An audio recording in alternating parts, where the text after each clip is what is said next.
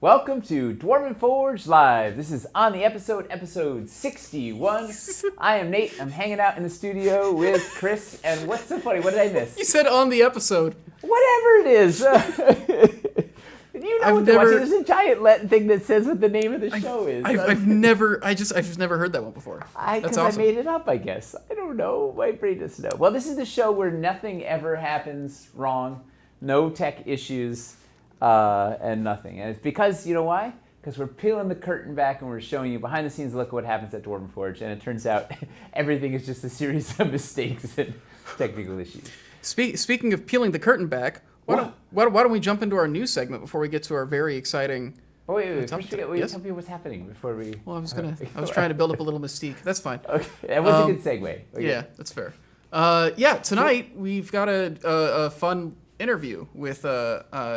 Eva Devore from Deerstalker Pictures. She plays one of the leads. She plays the fighter. Evandra.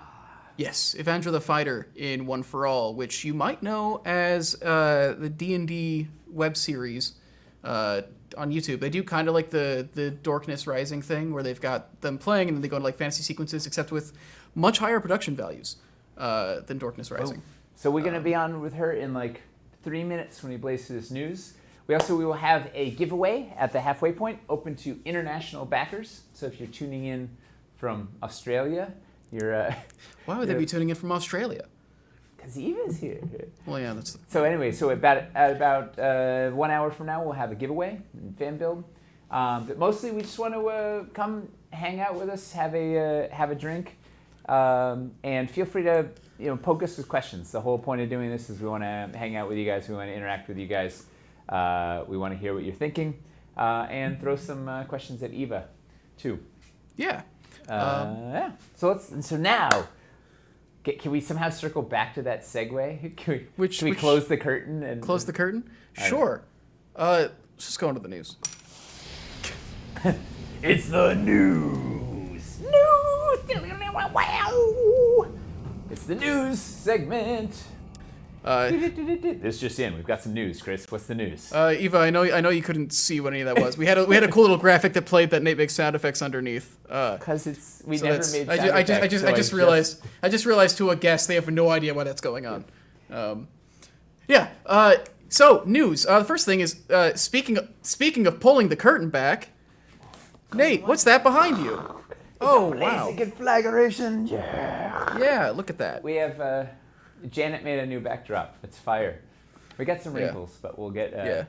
Yeah. We're making use of this backdrop system we've got. So the goal is to have like multiple backdrops we can interchange and stuff like that.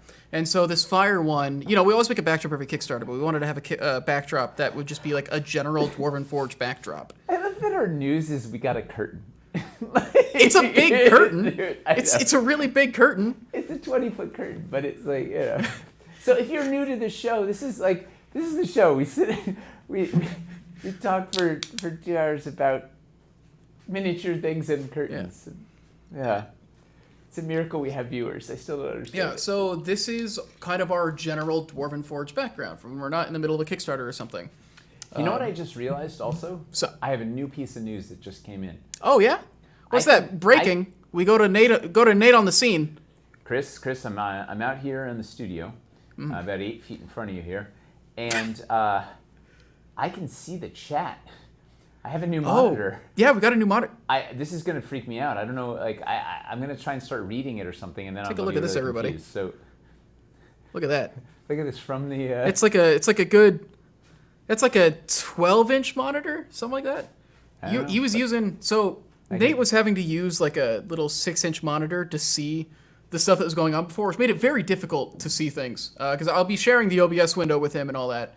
Well, it just goes to show it's not the size of the monitor that counts, it's how you use it, and it was working really well.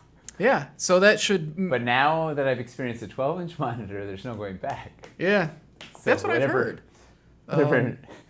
Analogy that Capple's wondering if you got a haircut. Is that a news item? I did. I got... Nice. I got all of them cut, Chris. Every single one. Oh, yeah, that's one of my jokes. That's your joke, I know. Yeah.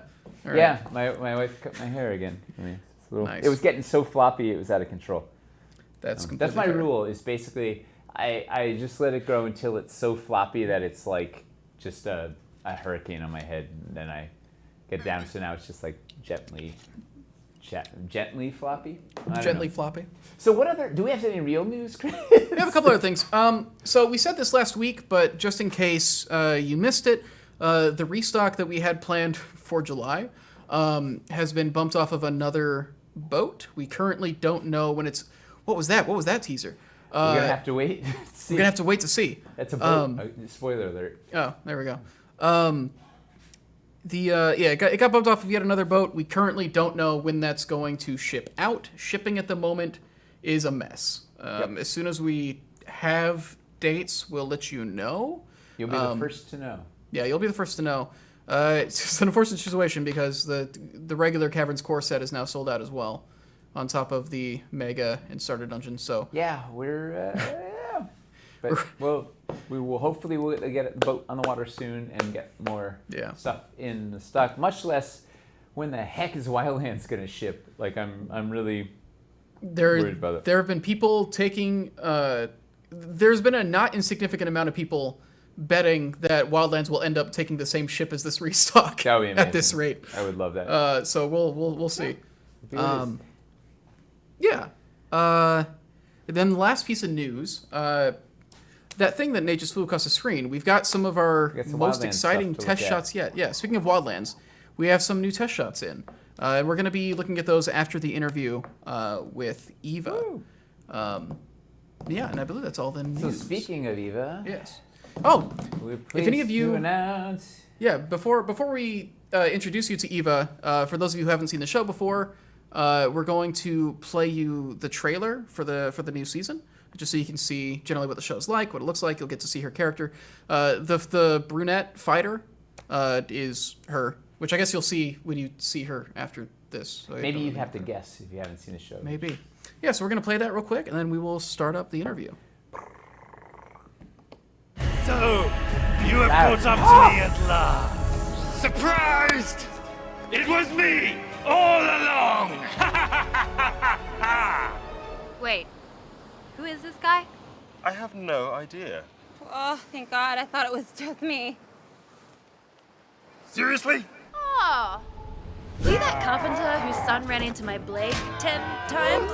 Oh, little Timothy will never get to put his shoes in the shoe cabinet. Oh, no, I remember. Were you one of those cold cultists that helped warm up? With a fireball?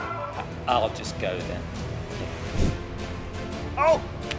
Were you that prison guard I forced to take part in a duet with me? I see a light. Walk towards it then. You'll never see your ugly children again. What? I don't know. Is he some kind of wizard?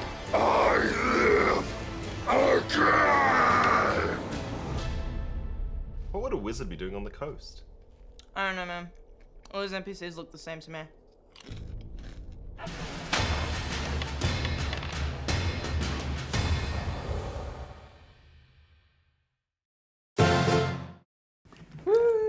There we go. I can't hear All you. right. Well, Hey, Eva. hey, Eva. How Did are we you doing? mess up your name before? It's Eva Devore. You said it's like Devour, but said funny, but now I can't remember how the funny way to say it is. Devore. Devore. Eva Devore. I mean, if it makes you feel better, I had Joe Manganiello say his own last Oh, no. I had him say his own last name because I was like, I can't even. Like, I still can't say it right. I don't The know. thing now is like, introduce yourself with your last name. Making Smith. everybody slate every time they come on. Yeah. That's gonna be anything. Welcome, Eva. Thank you for hanging out with us. Thank you for having me. I'm so excited to be here with you guys. We are too excited. You guys have a Kickstarter going now, but before we talk about that, who the heck are you? Like, right? If I just rolled out of, I just rolled onto the internet, right? I just discovered this thing called the internet, and I don't know anything. What? Oh gosh, watch out. What's your elevator pitch for yourself? Okay, wow. Oh gosh. No pressure. I am Eva Devore. I am a all-round creative person. I am an actor in One for All, along with many and varied other duties, including the costume person and marketing, social media, acting, various other things. So You can't making say that what stuff happen. the secret various other just- things. It's more that there's just too many to name. Yeah. They don't have job titles. You're basically on a small boat, and if something needs to happen, somebody on the boat has got to do it. And there's only so many people on the boat. Exactly. We have a very similar boat here. Dwarven Forge is a small boat, so Definitely. It's a small modular boat. So how did you fall in with the Deerstalker crew? Like how did you get here? Gosh, so I've actually known Deerstalker Pictures themselves, which is a duo of Goldie Satianto and Elliot Ryan. I've known them for I think 8-9 years.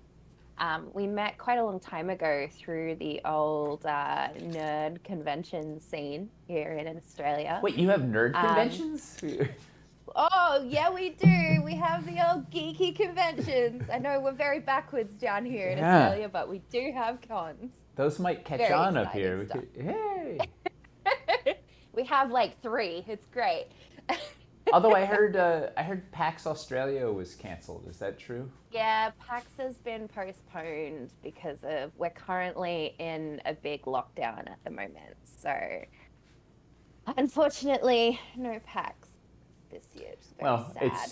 it's horrible, but also for the best because Absolutely for the best. Turns out 100% pandemic. support the lockdown, but very sad that we won't get to go to Melbourne and see all the lovely people at PAX. Hopefully next year. But yeah, so basically I've known them for a long while and been a part of a lot of their different projects over the years, but I might have been responsible for this whole One for All thing. I ran a one-shot for my partner's birthday and invited Goldie and Elliot to play. Had they ever played before? No. So first time actually playing D&D. And we all had a great time. It was a fun, silly one-shot. It was a great time. And then a couple weeks later, Elliot's like, so I've got a script. And I was like, I'm in. Let's go. I'm in. You have to put me in this. So yeah, it was kind of just sort of came together like that, and it was something a bit newer for them to try a different direction. They'd been doing a lot of fan films and things prior to that, so they wanted to try kind of something that they could write that more original content for, and D&D was such a great platform to play in that space. So turns out there are many stories to be told in the dungeons. Absolutely. Woo! So you BD before Deerstalker or BDS I don't know before did you study acting? Were you was this something you were doing? Or no, so I'm not an actor. I don't really know why I'm here.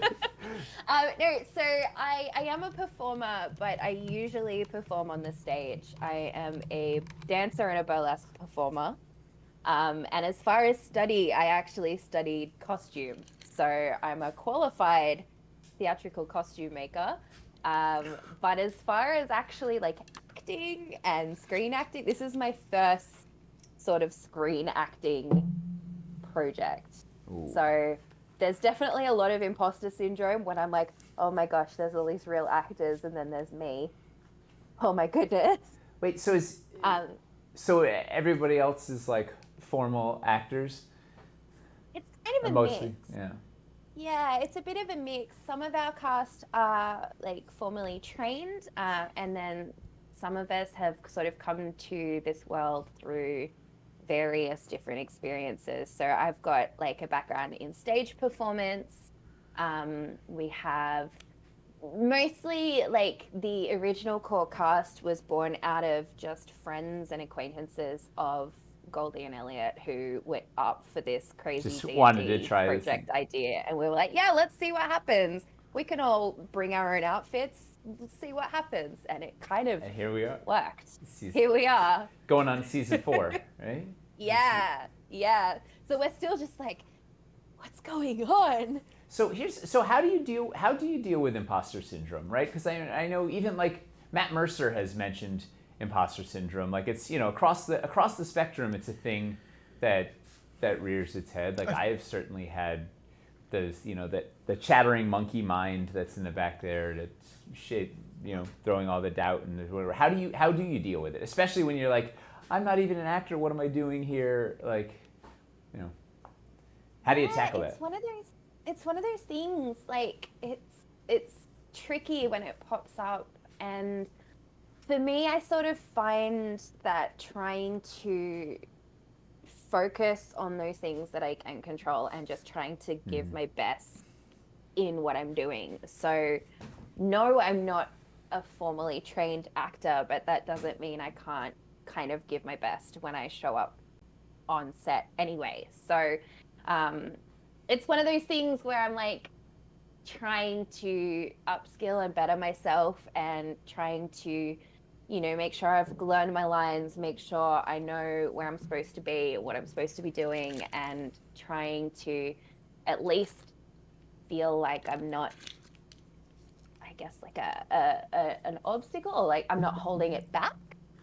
So, yeah, I guess for that particular one, it's like at least with that I can kind of try to be as good as I can be in that situation. But I don't know, imposter syndrome is such a hard one because it even flares up in those things where it is something that you actually have put a lot of time and effort into. I still feel it as a costume maker, as a dancer, in all those aspects. I'm like, what am I doing? Why is this working?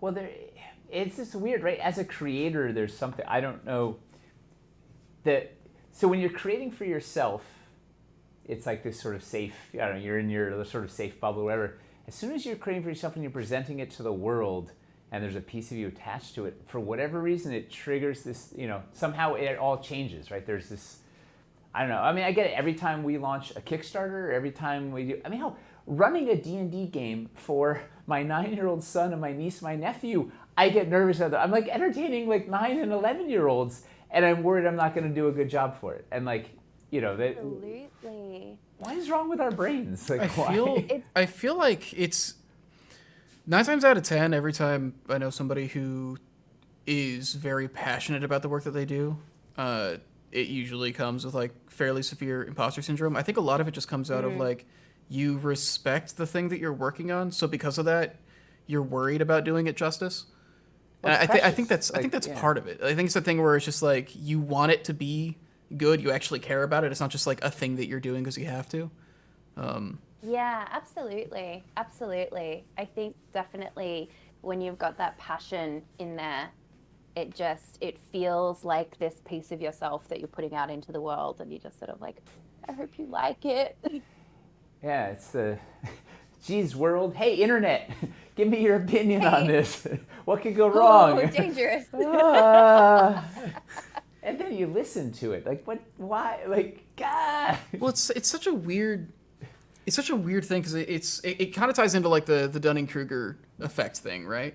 Where they say that generally speaking, the more you understand something, the more likely you are to see your like where you fall short in it, and the harsher you are on your ability to actually do it. Well, because you should be performing at, like, because you know what it should be like, doing whatever. Or, yeah. I think that really is the thing. I think it's not a good thing for anybody to be feeling it or dealing with it, but I guess like the upside to it is at least that means that you care and you're there for the right reasons. Yeah. Definitely. And I think too, like, there's a part of it that comes from almost like preparing yourself mentally for the worst and for it not to be successful, so that you can kind of deal with that, because you are putting that little piece of yourself out there, and so you're preparing it. It's like, what if no one shows up? Okay, well, what am I going to do if no one shows up?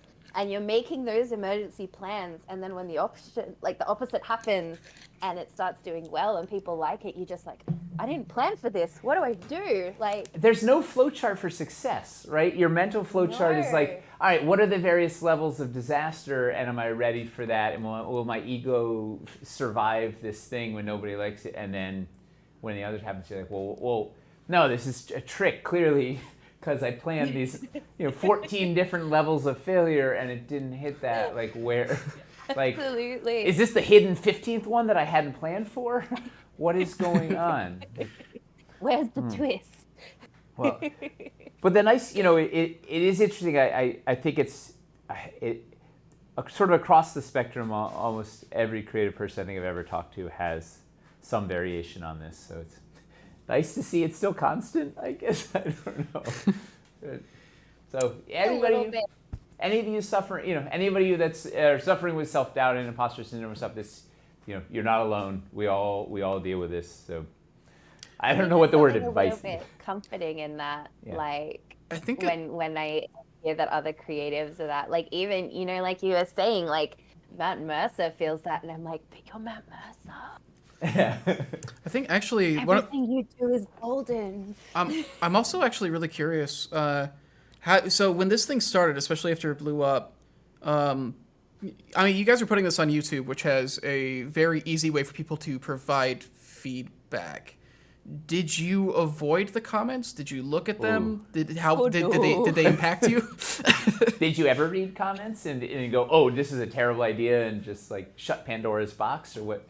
So we kind of have a bit of a culture, and I don't know if it's healthy or not, but like we read the comments pretty obsessively and screenshot our favorites and share them in our group chat. Like we're pretty on top of those comments, and it definitely, like, it is very difficult sometimes to sort of deal with some of that negative feedback or some of that, negativity that comes through. Can be really hard because people can be so mean. So mean. The Like, anonymity of the internet. Yeah. And especially in like a YouTube comment, like some people really let loose in the YouTube comments. So that's definitely been sort of something to learn to deal with. I think for me, the biggest ones that get me, like, I don't really mind if people say that they think the show's crap or that it's not funny or that I have a stupid haircut or whatever. The ones that really, really get me is, I think, when people don't understand the work that goes into it. Yeah. And I think that's one of the things you get with a lot of creative stuff in general, but definitely something like film, where what you see is only the very tip of the iceberg, and there's so much happening for that part to be visible. So many people in the process that are basically invisible, like, they don't, from sound mixing to color correction to the writing and the editing and all this stuff that you don't really think about or know about necessarily. That the costumes, everything, every detail. Yeah. And I think I have a bit of a unique position in that I am simultaneously, like, in front of the camera and part of the kind of creative crew as costume as well. So it's like you see it from both sides. But we have this ongoing joke, like, within the team that's like, oh, the actors make the movies. Yeah. They, all by themselves. They just walk on and the lights are already there and the set is built and everything's there, and they just... That's how it works. The actors make the movies, guys. They come up with all the lines spontaneously, and it just... that timing is impeccable each time. And they fight spontaneously without any choreography, and we all just show up in a room that happens to look like that, and the magic happens. Well, and then we pocket all the money and go home. That's how it works. Just raw cash.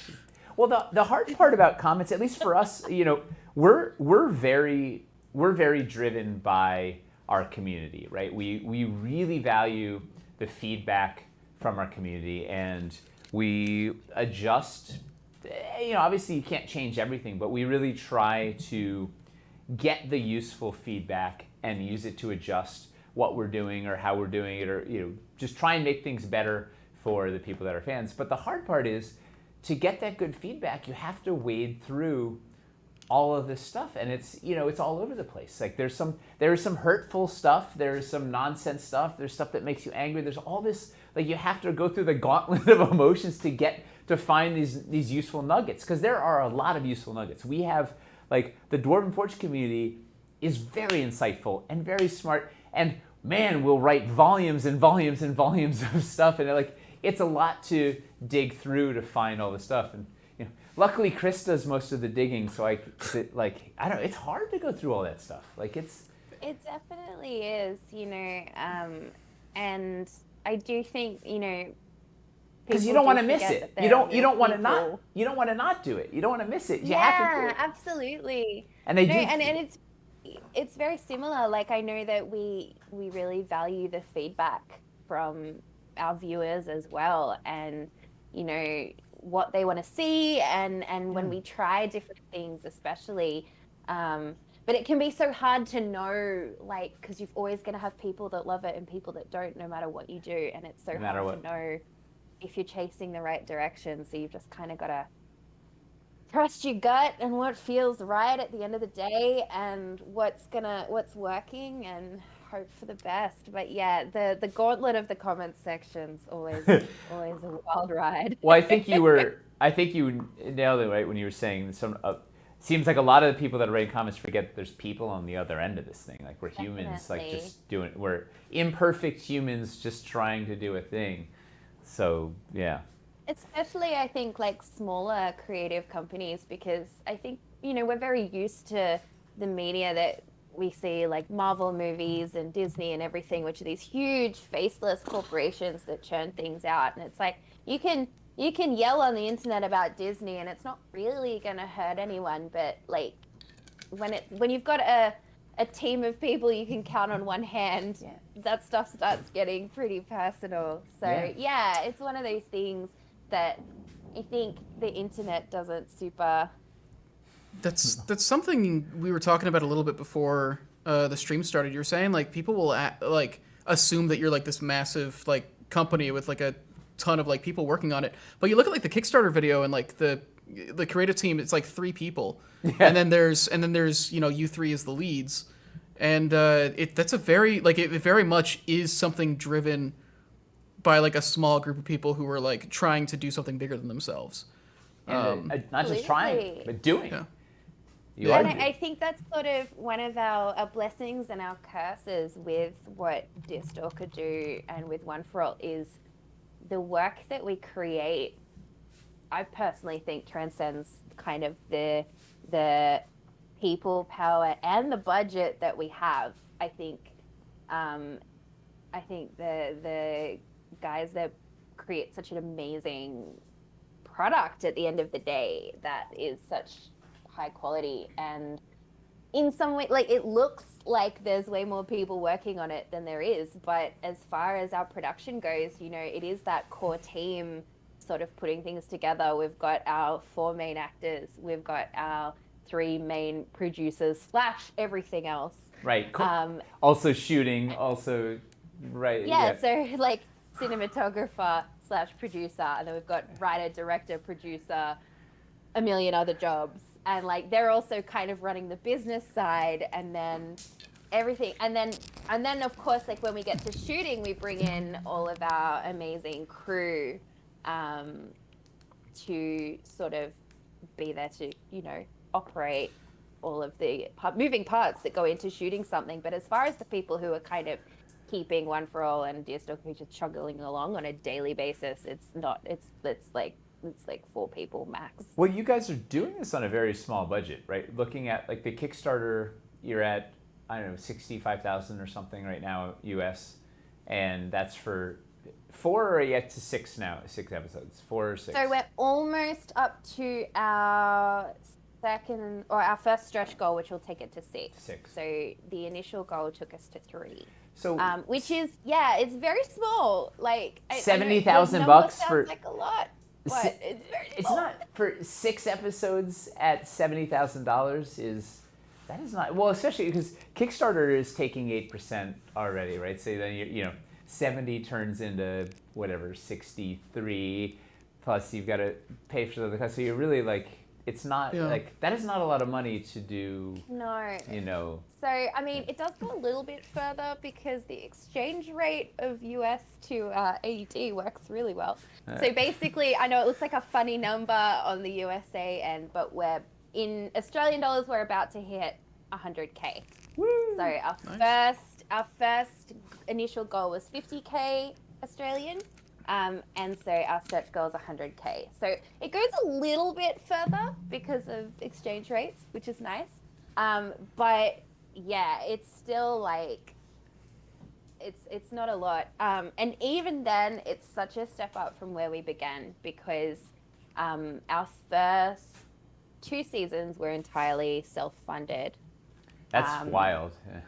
Like we kind of people were just working on it for the love of it, pretty much. Yeah. So it was initially it was just volunteer based, and then as we were getting kind of YouTube revenue, it could be like a very, very small fee for, you know, kind of like a courtesy fee. An honorarium. Contributing. Yeah. Absolutely. And then, you know, our 3rd season, which we just finished airing a couple weeks back, was the first time we actually had a real budget because we were lucky enough to get support from Screen Australia, which is a government arts How did that work? How did you pull that off? So it's basically a grant application. The Australian government has money set aside as part of their budget every year to fund creative productions within Australia. And yeah, Deerstalker Pictures was actually approached by Screen Australia and encouraged to apply. So they were like, hey, apply. Word on the street is someone might have an approval stamp ready. We've been watching you. So somebody in the government's a gamer, basically. Yeah. Pretty much. Word on the street is that people in the high ups quite like Andreas the Bard. So we got to just keep turning out that delightful Andreas content. So there's definitely like the administration definitely has like a weekly game, right? Like that's basically they're definitely. I would love it if there was like an Australian government It'd be amazing. Like D&D game. All I can think of, so whenever there's an ad on TV that's like a government ad, right at the very end it goes, sponsored by the Australian Government, Canberra. And I just love that as like it's like the D&D byline. Yeah. So are you guys, so now that grant's over, you're going into season 4, so you're kickstarting, so you don't have to, because you've gotten used to doing something with a little higher production value, having some cash behind it, now you're ready to crowdsource to be able to do season 4 bigger than, badder than before. Yeah. Well, I think the biggest thing for us, like we got the grant, and as it is with production, like you see the figure on paper and you're like, wow, that's so much money. And then it sort of just means that everyone gets paid a living wage. Or maybe not even a living wage, right? Like the amount of work.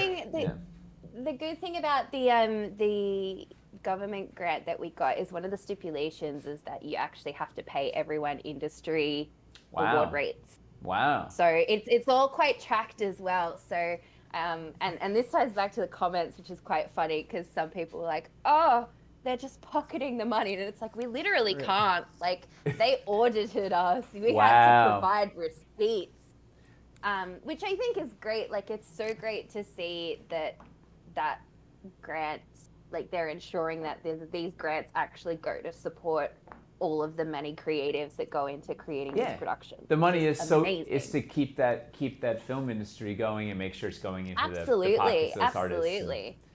And then those artists are getting better because they're training, they're doing more work, so then the next thing is better, it's really exactly. It's a fantastic initiative. Yeah, so a big part of it is that we want to keep being able to pay our team to keep creating as well, because we've been able to get to this place where we've been able to make some really awesome episodes. Like, some of my favorite stuff we've done is in that season. The musical episode especially was so much fun and so much more than we've ever been able to do before. And like, just working with like a lyricist and a composer to have our own song. Like, I didn't know you could just do that. Right? We have our own song? What? This is crazy. You got to So rhyme it's like, Milu with kill you, and like, oh my gosh, blew my mind. vicious mockery, and like there's which I think is like that also. If people think you weren't using the money, like, I mean, if you just look at like the first season and then compare it to like the last episode, like Bardic Inspiration as an episode, like clearly took a lot more time and had a lot more people working on it just to pull that stuff off. Yeah. Like, I don't know how you can look at that. I guess it's just people not understanding where the money goes in film. So usually, because, you know, we've done this on a shoestring budget, it's like, it usually takes us about a day and a half to film an episode. So it's a half day of tabletop, and then one full shoot day on location for whatever the fantasy scene is. Yep. So Bardic Inspiration took 3.5 days of filming, plus a week of rehearsal and recording for the song as well. So we learned fight choreography. Multiple locations, songs. We were all over Sydney in multiple locations. We had like a full Steadicam operator doing those amazing like moving and tracking shots. Like, yeah, it was out of control. And I guess for me, having not experienced that level of production, my mind was blown on set. I was like, this is insane. And like, even recording it, because it was different to record because it was recorded more like a music video, so we were having to lip sync along to the pre-recorded song, and even that experience just blew my tiny mind. I was like, what is going on? This is amazing. Like filming in these underground bunkers in Sydney Harbour, with the Steadicam operator in this huge rig moving backwards while we're charging towards him with these lit torches on fire, like miming our song and marching through, and we're just like, what is going on? It's the best. It's like, we're here. This is it. Like, That was, I think for me, that was one of the moments where I was like, oh my gosh, this is amazing. Like, what? Wow. What was fight choreography like? Was that fun for you? So I loved it. It was really interesting because, like I was saying before, I'm a dancer, and I found it was a lot more like dancing than actually fighting, because the thing with fight choreography for film is you have to repeat it for every different shot that you're doing. Every angle, same thing. Yeah, and the other really important thing with film is it's all about safety. So safety is so important. So, we spent the week before we started shooting was rehearsals, and we were rehearsing all the scripts, but we spent quite a lot of time learning and rehearsing the fight choreography. And then when we got onto location was even more rehearsals to actually get all of those things going. And then, you had to repeat that again and again and again and again. And I was quite lucky because Evandra's the brawler. This was kind of her first big fight scene. So I got to learn some really cool stuff. I get to like throw a guy on the ground. It's just super fun. Yeah, I was gonna say, like, the party is a sorcerer, a bard, and a fighter, and so you're the only one that's like really geared for doing like really physical stuff. I actually get so this is the first like real fight scene. Did you get like a fight captain and everything to come in and train everybody, or what was that process like? Yeah, so we had 2 qualified fight trained professionals come in to work with us. They actually play the majority of the guards that you see throughout the musical. It makes a lot of sense because they have to do the falls. Yeah. Yeah, And then our DM Kendall, he is actually also has undertaken stunt training, so that's great. Really? Yeah. So our weapons were all prop weapons as well, no live steel. So there's a little movie secret. So yeah, it was kind of like we were going through all that and making sure that it was just going to be super safe the whole time for everyone, because they did have to throw themselves onto the ground. They did have to be manhandled by me. Yeah. I think the most interesting one is actually kind of the last scene of that episode. We do this big epic tracking shot where they've got brand new outfits on, and we come out, and it's like your three-way simultaneous fight scene. And I really like it because it's sort of like, it's one of those things where when you're actually playing D&D, because you're doing the separate rounds, you kind of forget that it's all happening simultaneously. But this is such a cool moment because it tracks around and everything's going on. And we rehearsed that scene so many times because we're all like swiveling and rotating around and through each other and trying not to hit Nixie in the face with my sword as I'm going over the shoulder. It's crazy. Well, there's so many things that can go awry between all the talent and cameras and my goodness. We shot that scene so many times. But you got it. So many times. And in the end, like, we could use one take. Yeah. Because it's a continuous shot. But we shot it so many times. Got to get the one good one. Well, I'll tell you, that's the thing. It. That's one of the things that blew my mind about LARPing when I first started LARPing, was that simultaneous experience versus having played D&D for so many years, whatever, and it's like, okay, wait for my turn, wait for my turn. Suddenly, it's all happening at once. Like, you and your friends are all fighting all at the same time. It's all happening. Like, that's sort of that moment where, wow, we're all literally in this at the exact same thing. Like, it's like, have you ever? Yeah, there's no time to like look at your spell sheet and plan your turn. It's like, coming at you. We're in. Let's go. Have you ever done any LARPing? Have you ever gone out and beaten people? But I would really, really like to. So Thomas, who is our bard Andreas, is a LARPer, and he does quite a lot of LARPing, but I haven't had the privilege yet. I would love to though. Like, I'm a professional dresser opera. Yeah. Like, I need to get into this.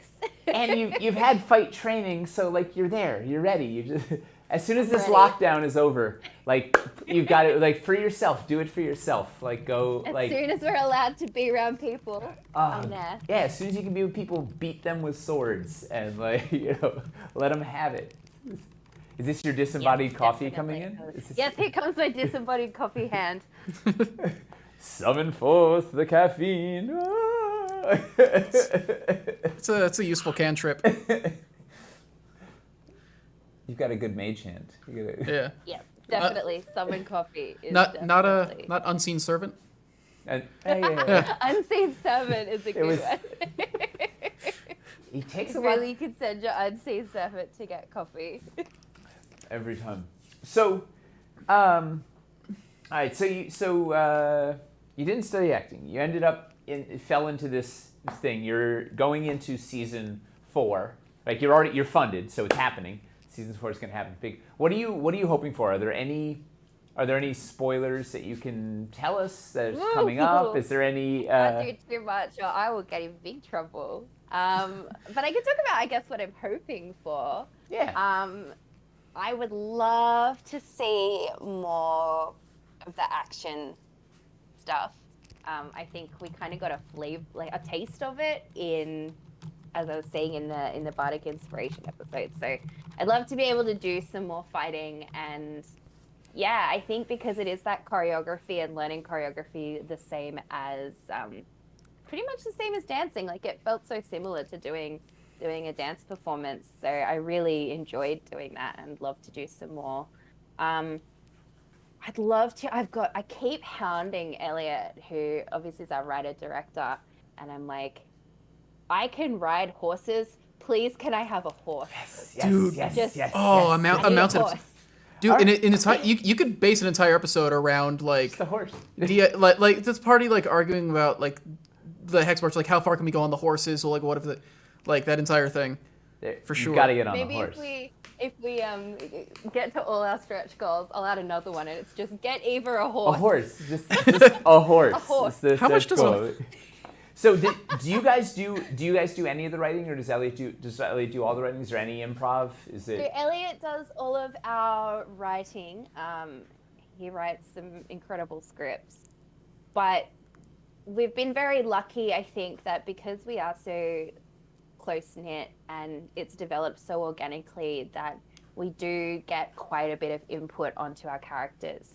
So it's sort of been this mutual growth where as the series has sort of taken off, we've become more comfortable in our characters, and then that's really informed the direction that Elliot takes the scripts. So it's been this kind of mutual growth that really lets these characters come to where they've sort of developed, which has been great. But yeah, like time allowing, we try to fit in a bit of improv where we can on set. I mean, just getting through all the shots within the time limit is its own drama. Yep. For anyone out there who's never been on a film set, it's a stressful time. Yeah. Well, there's never enough time, and it's like There's never enough time in the day for the amount of shots that. and this is your only would like chance. to get. Like you, if you don't get it, you don't have it. And Yeah. Because That's the it. creatives always want to like run it one more time, try this other thing, and then that's why you have to have the AD there and everything, and just like, well, we- no, the you biggest one more gotta. lie. Yeah. The biggest lie in the film industry is one more time. Yeah. Yeah. Oh, it was great. Just one more time. We can. Yeah. Just one more. Yeah. 50 more later. Yeah. But no, it's great because I do feel like when we get in there, we do get to kind of play and bounce off each other. And there's so many great moments that have happened within our episodes that have come from improvisational moments and just things we've come up with that have really worked. Yeah. A lot of the physical gags that come through are things that we come up with on the fly. I always remember it's in the very first episode, but just where Andreas goes to like play and his ukulele like rises up out of the bottom without hands holding it.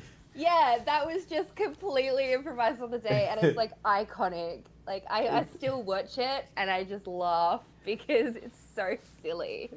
But it's So many moments like that we just come up with on the fly, and it's so much fun getting to play with all of that. So you've mentioned dancing a few times. So are you a ballroom dancer? What kind of dancing? I'm a burlesque dancer. What, I know. Scandalous. How did that happen? So I love dressing up.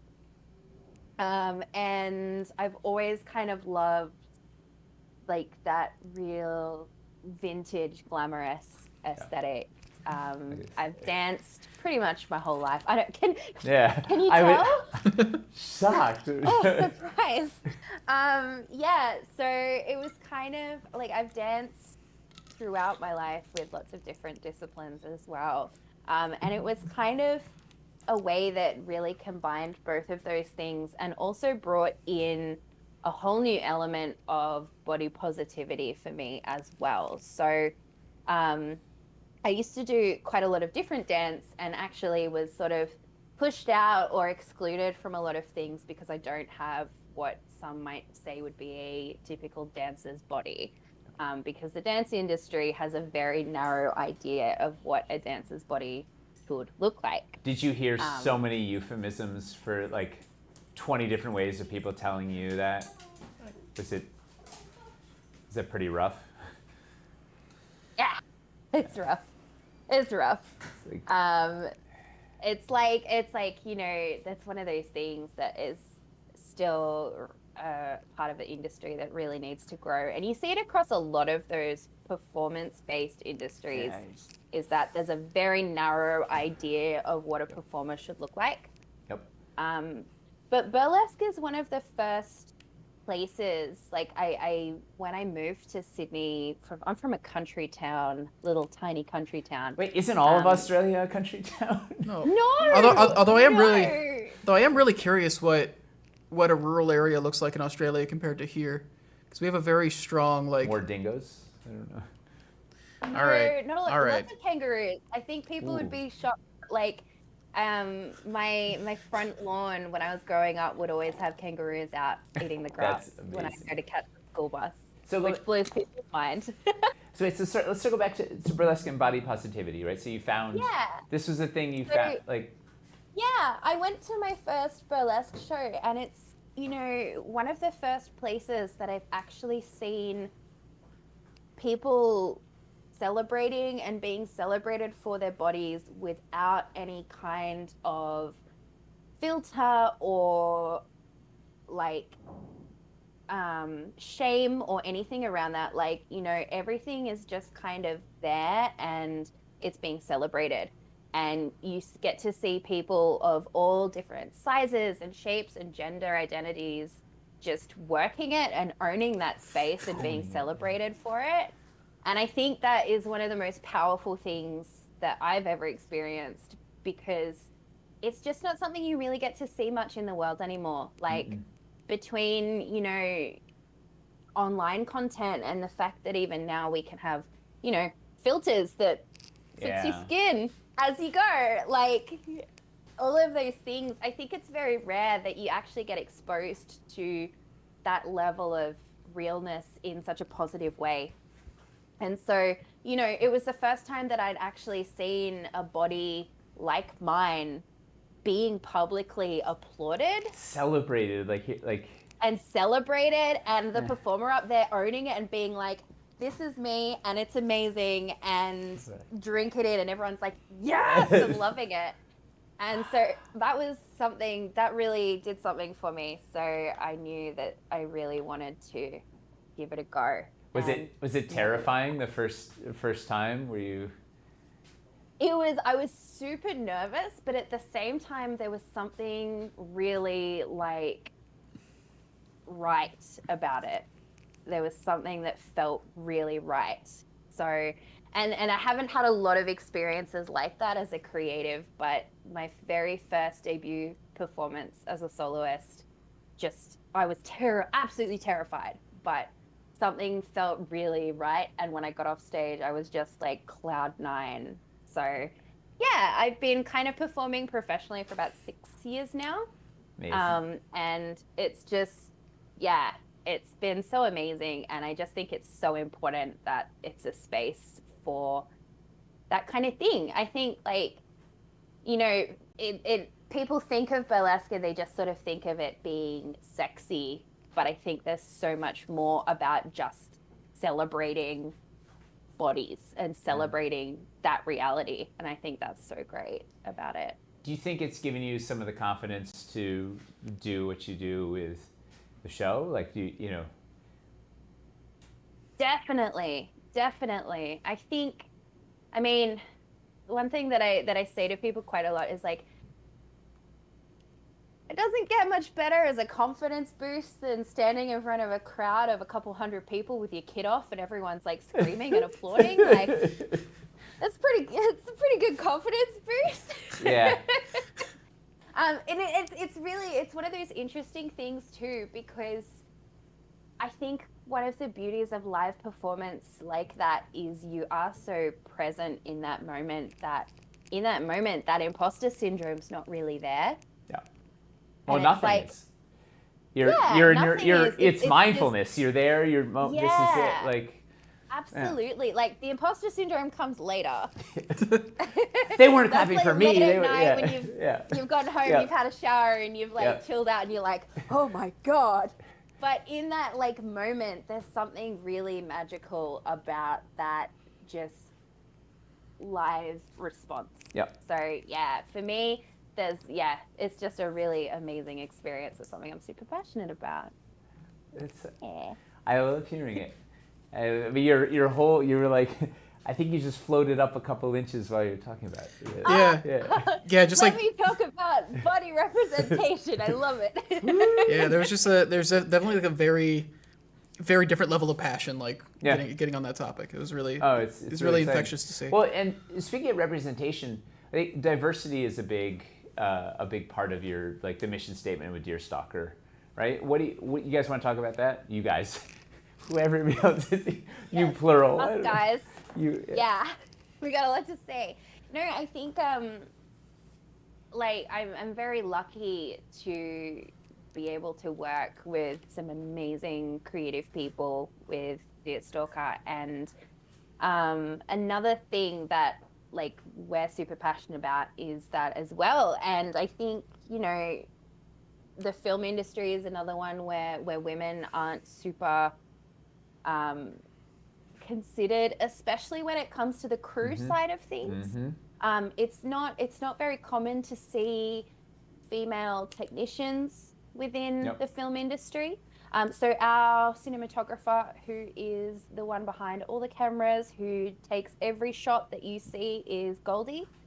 So she is a female cinematographer. She's incredible. Not just to the show, I've gotten her to film like performance videos and stuff. She does, so good. She's an incredible cinematographer. And even just like hearing some of her stories from working and the like discrimination that she faces, being a female, being a woman of color as well, and going into these male-dominated spaces in a position of authority, because when she's the director of photography, she's in a position of authority, and, you know, being spoken down to, being like belittled by people who are technically working under her. I think it's something that people aren't really aware of. So diversity is something that we really try and strive towards in all across our work. So not just on screen, but also just in terms of making sure that we are employing people that we believe in. And I think that's another thing too, is like we want to avoid being tokenistic with it. So it's not that we're particularly going, oh, we need to hire X amount of diverse people. It's more that we just know so many incredible creatives who are so wonderfully diverse, and it's fantastic to have the means to be able to give those opportunities where they might not be otherwise available. And that's where it comes back to us saying it's so nice to be able to have that money to be able to pay our creatives and be able to have our team, because we get to help uplift each other in where it can be harder to actually get that level of work in the big corporate industries paving the way to the next thing, whatever it may be. Have you noticed an impact, like having a very diverse cast and crew? Have you noticed an impact? Has this representation, like, I don't know, have you seen any feedback or any, like, has it changed anybody's lives? Have you seen any results from it, aside from feeling awesome that you can be a progressive company and do this? Think the biggest one, like, it's not something that we've ever made a huge focus of the work in itself. I think, like, as much as Deerstalker as a company wants to ensure that we're hiring and working with an amazing group of diverse creatives, when it actually comes to the work that we're doing, like, you wouldn't look at an episode of One for All and particularly think it was a queer show or something that was really pushing an agenda like that. And there seems like no agenda other than fun.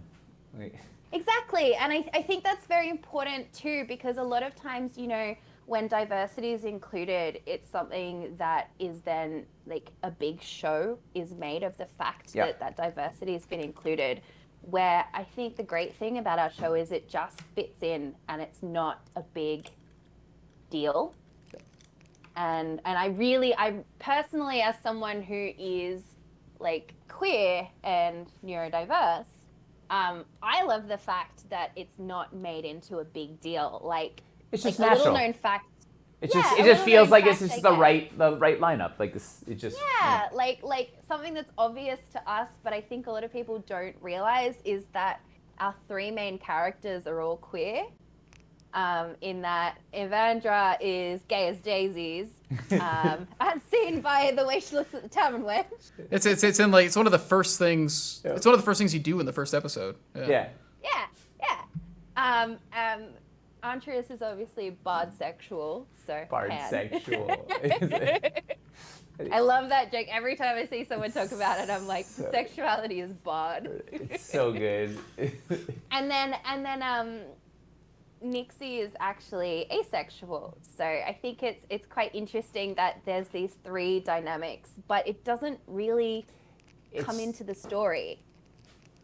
It's light touches, like it informs the jokes and the decisions that are made, but it's never like the central plot point, really.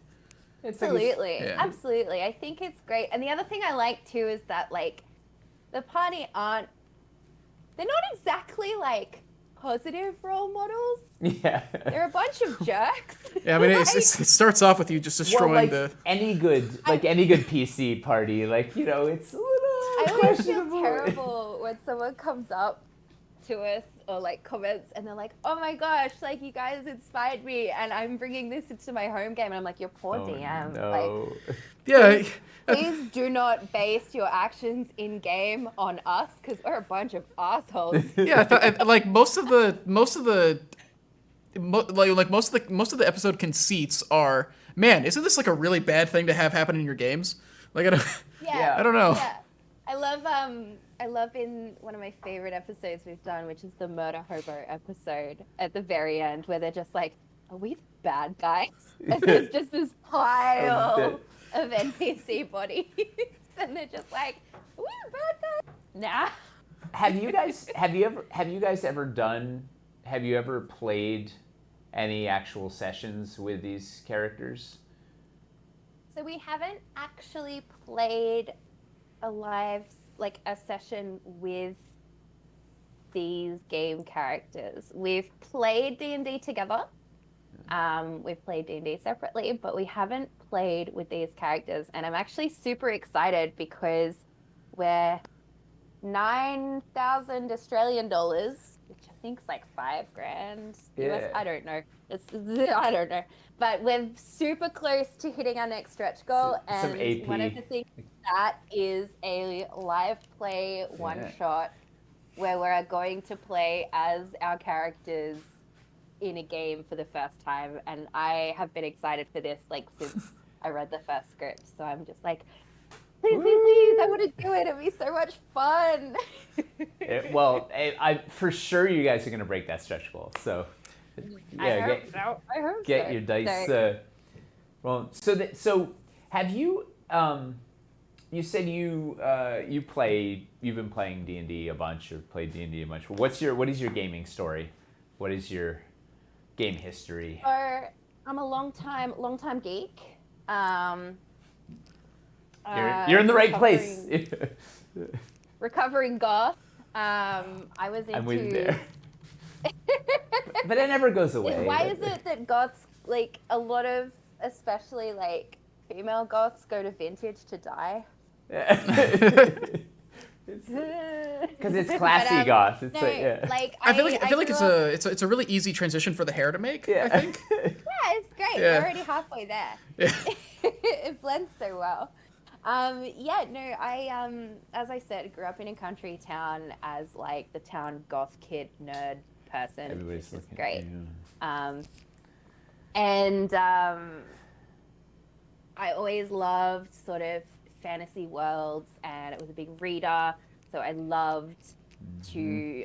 just devoured fantasy, always loved it. When Lord of the Rings came out, I was there. I was like, this is it. Oh my gosh. We've peaked.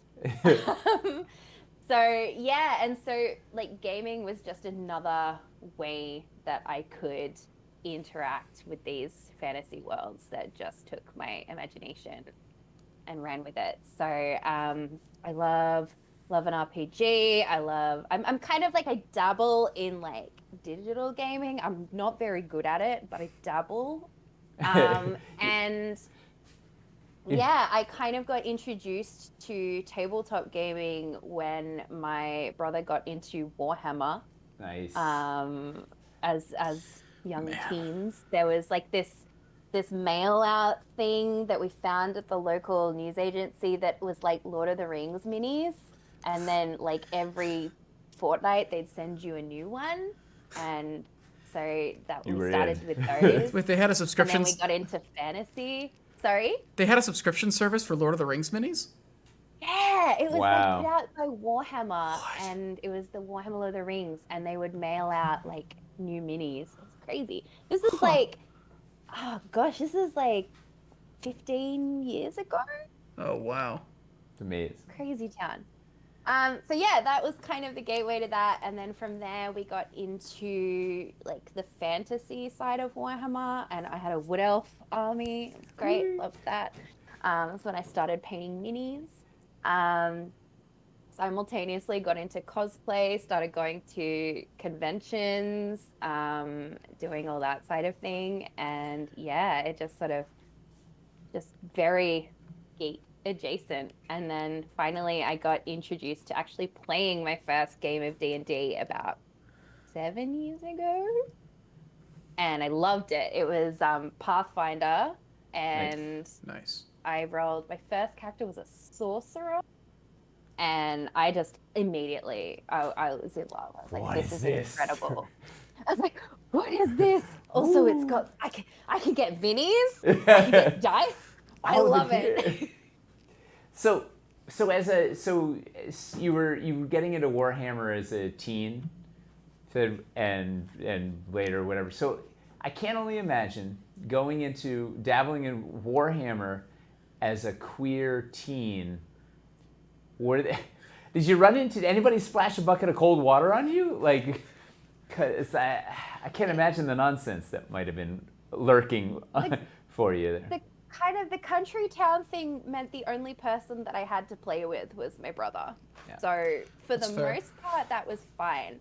But what I always found really interesting, because the only time we could actually go to a physical store to kind of look at minis was when we would travel to visit my grandparents. It was about a 4-hour drive. Wow.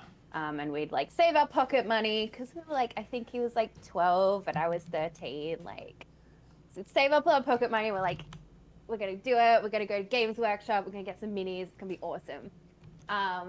And we'd go, and what was always really funny was the guys at the shop would get super involved with my brother and be like, yeah, dude, what are you collecting? Like, let's do it. Let's play a game. And I'll be here like, hello, how much is this mini? And they just ignored. Like, they're bringing the young Padawan in, and they're like, you can stay over there. Yeah, it's like, and it's just like they'd written me off before, and I'm just like, please take my money. I want to play too. So yeah, it was really interesting. And what I thought was actually so funny is earlier this year I went back to the same shop, very same Games Workshop that I used to visit. It's still open. And I walked in, and I walked in with my partner, and immediately the guy working there, different guy, I think, but immediately started chatting to my partner while I was like picking out minis, and I was like, some things never change. No. But if that's the worst gatekeeping you've faced, that's like you've escaped relatively unscathed from a lot of the experiences I've heard. It's like, I've been quite lucky. Part of it, I think, is because I tend to only kind of keep within like friend groups for these things anyway. So I haven't really had to branch out into the wider communities too much. And I am quite a casual gamer as far as actually gaming goes, because I'm a creative freelancer. I don't have a lot of time. I work a lot. Yeah, I relate to that. Yeah. It's like even now we're trying to like tee up the next. I'm playing a Dragon Heist game with Kendall, our DM, and a couple of the other cast and crew, and we're trying to just find a time to play our next installment, and it's hell. So it's like scheduling is the ultimate nemesis of all D&D the campaigns. hardest part of D&D is scheduling. Yeah. What are you playing? So in that particular one, I'm playing a monk. I'm playing a drow monk. Yes. Who I basically created to be a combination of like Strider from Lord of the Rings and The Mandalorian and The Witcher. Like this is like badass. she is the edgiest, like edgelord badass. Nice. And I made it because half of the players at the table are brand new. So I wanted to create a character that could kind of like lean against the wall in the background and sit back. But every now and then when they need a helping hand, she can kind of come in and be like, oh, all right, amateurs, let's go. And so do you tend to gravitate towards martial characters? Like, because they kind of share some qualities with what you play in One for All? Or do you just really enjoy those kinds of physical characters? I really enjoy like physical characters. My favorite class to play is Barbarian. Because I just love heavy hitting. It's so much fun. Like I love being able to go in and do a ton of damage and take a ton of hits and just it's so much fun. Nice. I also have a real soft spot for druids. So I love playing druids as well. So you're saying you like every class because you say you played a sorcerer, you played a druid, you played a barbarian, you played a monk. You like you just like play. I'm working my way through. I like to give everything a try. But as far as like what I gravitate towards, I love being able to hit hard. It's so much fun. It's satisfying. And you said you DM'd the one shot that sort of kicked off this whole One for All thing, right? Do you DM a lot? I've dabbled. DMing scares the crap out of me. Me too. I get that. Yeah. It's so intimidating.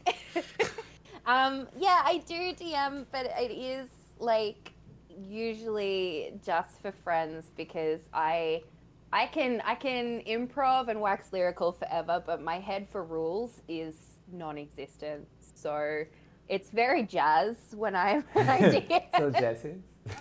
It's very jazz. It's I think if I was ever to like do it online, the rules lawyers would be like on me in a second and be like, no.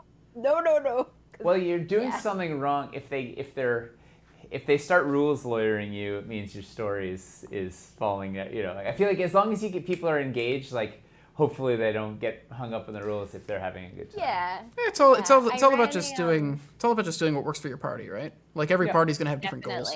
Yeah.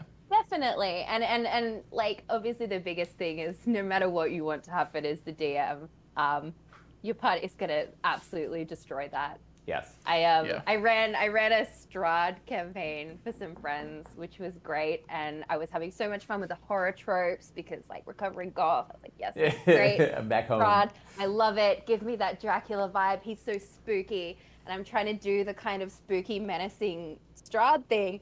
And then they decided that he had this horrible like voice with a lisp, and he's like, Strahd, and I'm just like, oh god. How did this happen? They just derailed my terrifying Strahd in a second. And he became this skeezy dude. He's like, my name is Strahd. Like, oops. No. There's no going back. Well, I was going to ask you, do you have any prep techniques or advice? I love asking people about their DM, how they prepare, because I'm always searching for the secret.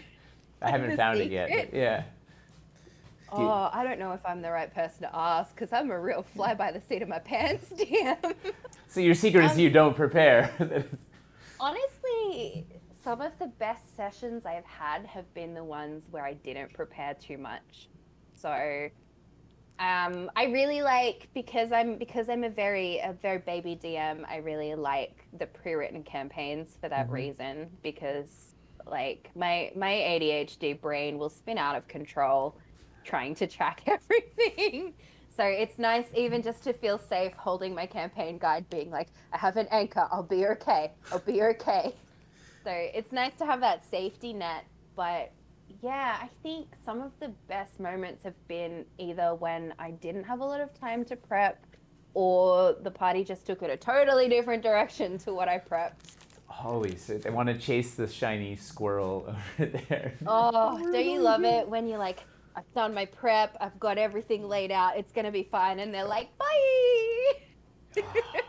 Well, Well, let's open up. Do we have any questions from chat? we do actually have a couple. We're gonna let's go ahead and do that Q&A and then let you go because it's Are you super. ready to face the internet? You got up super early for us, and we appreciate that. But we're not gonna keep you too much longer. We were worried we wouldn't have enough to talk about. We could be here for hours. What time is it over there in Australia? It is 10:15 a.m. Ah, yeah. Perfect. It's not too bad. It's not too bad.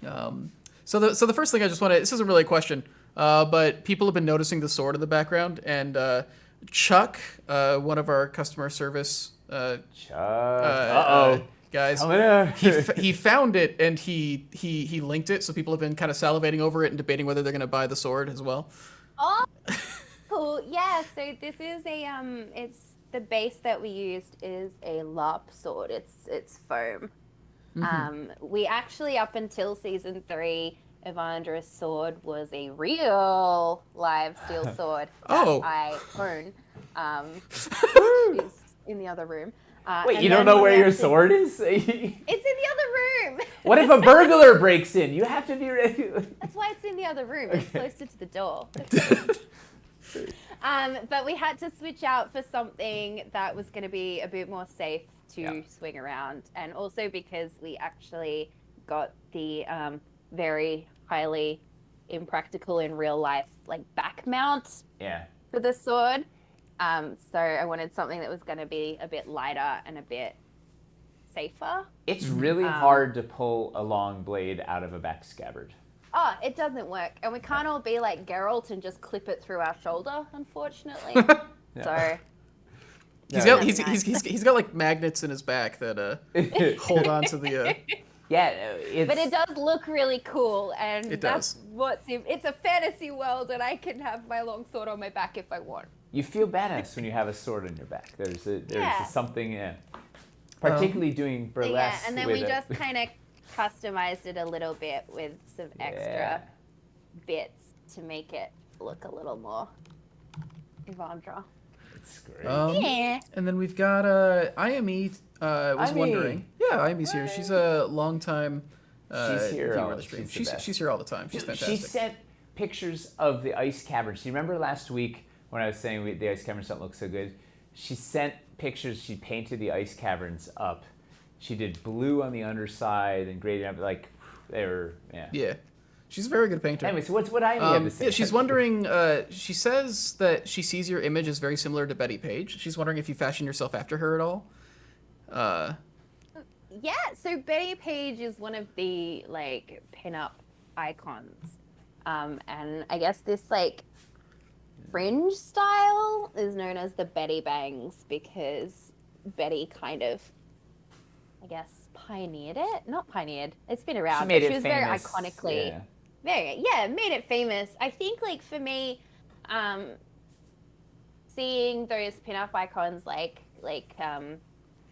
Betty Page was one of the first times that I kind of saw someone that I could like a beauty or an icon that I could relate to, because I am just naturally pale and naturally black hair, and so none of those kind of celebrity images really I felt like I could relate to. So when I saw that pinup fashion, I was like, oh, I love that. That's something that I could really feel inspired by. So definitely a combination of those pinup looks, and then I'm very much a 20s lover, so that's why I got the little flapper bob. I do a lot of kind of 20s inspired burlesque. So yeah. But don't you have an undercut though on the back or something? Right? Doesn't I do. I have the world's thickest hair. I have so much hair. It's a bit grown out right now, but yeah, I have so much hair. You couldn't even tell that I have an undercut when it's done. My hair used to be butt length, and it was Morticia Adams Oh, this wow. is like dead straight, rolled out of bed, didn't do it, hair. So Wow. yeah, I have a lot of hair. So yeah, the undercut is practical as well as cool. Dragos just wanted to point out that it currently is the 20s. It is the 20s. Oh man. 20s again. You're back in. It's come full circle. A lot of people are Man, also. I had all these plans to do so many shows and really just cash in on my Buddies Burlesque vibes, and then COVID, so that didn't happen. I mean, there's still 8 more years in the 2020s. Yeah. So We still have time. Still time. There's still time. But also a lot of people are saying that they really like your necklace, and I just realized that both you and Nate have. Sword necklace. Yeah, you have like matching necklaces. Yeah. Yours is a lot bigger, but yeah. Yours is a lot bigger. You would win in the fight, but yeah. Arcanist Winterbrand. A tiny sword necklace fight. Arcanist Winterbrand is wondering how you came up with the party composition in One for All. Is there a story behind that, or is it just? Yeah, so the original script actually had 4 or 5 party members, which I can't even imagine the episodes working with that many now. Like, absolutely insane. So yeah, originally there was going to be quite a few, and we had sort of people drop out and had to juggle things around. For those who have seen our guest character episodes, you've actually seen the 2 original characters that were going to be a part of it, which is Mogdar, the pacifist barbarian, and Anandale, the spooky boy warlock, were part of the original party comp. Huh. But the way that it worked out with people dropping, and then the way sort of thinking about it, it made a lot more sense just to have the 3 players plus the DM. And then, yeah, it was kind of, I think we wanted to cover those kind of archetypes to be able to get a lot of the humor across. So even though we've sort of defined the characters, like obviously Andreas the Bard is Andreas the Bard, and that Bard. Bard. Cool tip, he actually is the splitting image of some character art in the player's handbook. Really? It's like page 60 something. Huh. But there is art in there that literally looks like him, and may or may not have been like, hey, Tom, you're playing this character because you look like this. Page 60? All right. We'll have to check it after. Something. We'll have to check it after. Find it. That's something for the chat to go look for. Ardella Cosplay, who I'm assuming is somebody you know, Yes. is wondering who your favorite One for All character is, and why is it Lumi? Is this the person who plays Lumi? So Ardella Cosplay is a great friend of mine. She also appeared as the bearded dwarf lady in the Paladin episode. But yeah, I mean, Lumi is the star of the show. We all know that. But I really loved Mogdar. Like, he's just such a sweet cinnamon bun. And when we were kind of discussing the character and the costuming for that, we decided to get him those big Coke bottle glasses that just make his eyes look huge. So he's like this sweet boy looking up with his big eyes, and then he takes them off when he rages, and it's the sweetest thing I've ever seen. I love it so much. So that was really, really fun to kind of add that little bit of flavor. He's so sweet. And then this one Let's do one last one, and then we should do our giveaway. This one might be a similar thing. Periodic Table of Awesome is wondering. Periodic Table of Awesome? Yeah, which I think is another fan of the show. They followed tonight. So, which guest members would you like to see return? I would love to see Anandale come back, because, like, he's so funny. The Warlock, that was just hilarious. So definitely I would love to see Anandale, and Vlithrin the Cleric, so the Triton Cleric that we had. Just basically embodying the experience of every healer of being like, please stop. Please just, what are you doing? So yeah, there's this ongoing joke that happens in the comments that we love, which is that all of these guests at the party are just completely pissing off and destroying are like forming their own anti-party. So I love that's an episode. It's like this. I love. It's like this fan narrative, fan theory that there's this anti-party forming, and I'm like, I don't know, but I love it. I'm gonna watch this play out. I love this idea. Awesome. Everyone that we've wronged comes back for retribution. That's the season finale. I'm just saying. Perfect. Stretch goal. Yeah. Love it. Well, we should do our giveaway. Yeah. But Eva, thank you so much for hanging out with us.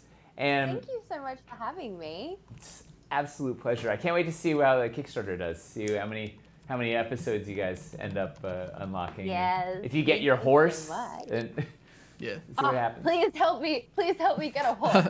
Yeah. I'm It's just putting. like, The link is in chat somewhere. Yeah, think. I just put the link in chat again. I put it out in a couple times. You can also follow Eva and Deerstalker. I'm putting their accounts in the chat as well if you want to keep up with them that way. Yeah, check it out. Like they're kind of like the film version of us in a number of ways, just in that there is a small group of people trying to do like something that seems ridiculously big in like the with D&D basically. It's a it's a awesome. really cool thing. It's been awesome to see you grow like over thank you so over the much. years. And what's season 4 gonna hold? Yeah. It's just like, yeah. So you if guys you are wanna be a part funded. Rated C. 3 weeks to go. Hopefully a horse. Yeah. Woo! 2 Awesome. horses maybe. 2 horses. Oh, now we're Scandalous. getting real fancy. Yeah. Well, excited to see what happens. Thank you for joining us. Hope we could start your morning right. And Oh, best way to start the day. thank All right. you. Bye. All right, let's roll a giveaway. What's Bye. our wait? You got to give us a secret word for our giveaway. What's our word for the giveaway? Oh gosh. Just one word. It can be anything no pressure, really. No pressure. But Yeah. it's got to be a good Oh my one. gosh. Oh no. Oh, I have to think of a word. I just forgot all words. Oh, You just use several. I think it's got to be horse. horse. Okay. So, All right. If you want to, if you want to win international giveaway, horses in chat. I'll explain the rules after we let Eva go, so you don't have to sit through this. It's not going to be fun for you. Well, Eva, thank you for coming on. you, This has Eva. been a lot of fun. mwah. Thank you so much. Thank you. No worries. Horse. Oh my god, the horse is charging through the comments. Horse. Yeah, horse in the Do comments. people Yeah. even know what they're typing horse for? What Yeah, so what are this they is doing, an Chris? international giveaway. No matter where you live, even if you're somebody joining from Australia because they're a big fan of Deerstalker, we are giving away a $50 gift card to the store, and then you don't need the headphones anymore. You can take those off. Oh, you can feel the breeze on your ears. Yeah. I guess I can take mine off too. Actually, at this point. Wow. Oh my God. Your voice sounds so much different when you don't have headphones on. Yeah. Yeah, you can win a $50 gift card to the Dwarven Forge store. If you are in the United States, you can also opt in to get a basic Caverns core set instead. However, we can't ship outside the US, so if you're international, we can only do the gift card. Yeah, and that's all that. So type horse in chat if you would like to win that, and let's take a look at the fan build. I'm actually excited because the person who did this fan build just followed us like 20 minutes ago. So I hope they're here. Yeah, wow. Well, you're always excited, Chris. Yeah, well, yeah, I'm Par for the always course. excited. Yeah. So this build, it's somebody's first build. This is from JSEG777. Did the cat build it? Yeah. So this is with their first Dwarven Forge purchase, their first build. They have the jade pillars. Yeah, the jade pillars. They're making like good use of like negative space, but also still putting platforms on there. KS1 stairs. Yeah, and this They've is got those altars in there. and I believe this is an adaptation. The cat. Yeah. Yeah, and then the cat. So I believe they said this is an adaptation of a room from one of the modules, and it's supposed to be a red dragon's lair. And they said the cat is auditioning for the part The of dragon. the dragon So at the end good. there. The Yeah, multi-tier stairs, really cool. The Yeah. ruins, it's awesome. but like already, like this is already like a really good grasp of how to build. Great like, first like build. with this stuff. There's The fact that they're there's using elevation. in there. Yeah. Good negative space, some LEDs, plenty of room to fight dragons. The cat has 400 HP. Great use of the cat. Still haven't gotten ledges. Yeah, like you're using ledges and negative space well. You're like using the pillars in creative ways. You're using elevation and terrain trays, and probably stilts under the terrain trays, I'd assume. Or more cats. Yeah. Whatever it is, it's sturdy enough to hold a cat. I just realized the cat is sitting on the elevated area. That's not a small cat. Yeah, it's not. That's a sizable cat. That cat is filling a 12 by 12 space. So, yeah. Oh, I love it. That's a clever build. You watched a lot of the build of the months? Oh, awesome. So did you find the build of the month like particularly useful for like little tips and tricks? Because I guess that's the point. Is in build of the month, it's a lot literally you're trying to show people how to build with like three. You need to actually do this sort of build. Well, it's like with 3 or 4 sets. It's like how do you use this stuff? I guess actually So Red Rot Rune. There's actually some techniques used in Red Rot Rune that you would use here with the ledges and all that. I was just building with the Caverns core, the basic Caverns core, and the Caverns Mega. We're redoing the cover images for each of those sets with the mouse over, so the pieces will sort of explode when you mouse over. And it's a good those core sets are really. It's really good. I'm excited to have the core sets for every biome because I think we'll get there. It makes everything easier. 2024. Don't forget, cats have 9 lives. That'd be such a good gag. Oh, that'd be such a good gag. Have it just like it doesn't seem that scary at first, and like they do the whole thing. It's like, oh, thank God you've beaten the cat, and it's like it only took like half our resources. It just comes back up. One my God. What do you mean one? And it like gets stronger every time. There's a cat dragon in Magic. Can't remember what his name is. It's a brutal cat dragon that spawns more small cat dragons. Sounds like a kobold press thing. That makes sense. Yeah. You have to kill cats 9 times. Fights take forever. Not even particular. 9 sessions. It's not even particularly difficult. It's just long. Yeah. Like it's. Agree. Wow, this is awesome. Well, thank you for sharing the build. Thank you for that, JSEG. It's awesome. Yeah, let's roll this giveaway. Horse.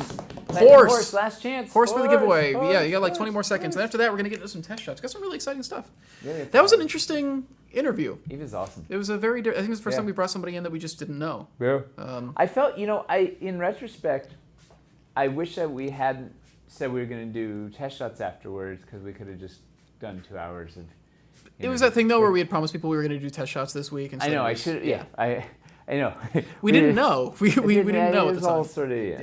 We didn't know the Deerstalker they were going to be free, and so it all. It is what it is. Yeah. Seemed like we had fun though. Yeah.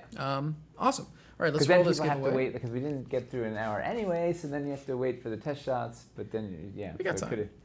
It's fun. It's funny. Everybody's like, the test shots take up too much time. We don't get to the good stuff. And we're like, the interviews take up too much time. We can't get to the test shots. Time takes up too much time. All right, let's roll this giveaway. Rabbit keeps typing Orse, I think, because the H is silent. Orse, no, because he's from the United Kingdom, and they don't have the first letters. Twitch does account if your account is actually in the UK. Twitch does account for it. Translate Orse into horse. Yeah. All right, let's roll this giveaway. If you type lift, it says elevator. It's like really. Yak 666. Woo! Nice. We'll give you. I'm curious, Yak, have you gotten that giant box of dungeon pieces yet? Was it dungeon pieces? Was it like passage walls? Passages. That's a lot. That was all passages. It was all passages. I kind of want to put like a fan. I don't know. Like if this would ripple, if we put a fan. You want to put a fan in there and just have it be constantly billowing? It would ripple. I don't think it would work. I love having you that far away. Like if it would, you kind of want it to go this way to make it work. Yeah. So the fire would like ripple. Just like the DF flag, just constantly waving. I guess fire doesn't ripple like this, but that's whatever. But anyway, congrats. Let's look at some Wildland stuff before we run out of time. Awesome. Yak, I just whispered to you. We'll sort that stuff out while we're looking at the test shots. All right, let's take a look. Are you ready for the sniper to go on? No, but let's do it. All right, here we go. Ooh, looking good. All right, so what are we gonna look for? Well, we have. Casey really killed it with the lighting. Casey is the man. She's learning very fast. Yeah, she's doing a darn fine job doing lighting. All right, well, so we got the base. I realized I built on. We got battle boards. We have these are look at this. And the first thing I'm really excited about is heft. These things, you stack all 4 of these things together, they are heavy. They're heavier than terrain trays. They're like twice as heavy as terrain trays or something. So like heft, it feels really, I don't know. They're just super, super solid. It won't have the white sticker. They've got 4 magnets on the bottom, so you can stick terrain trays to the bottom if you want. They've got little rubber feet so they don't slide around. They've got heft so they don't slide around.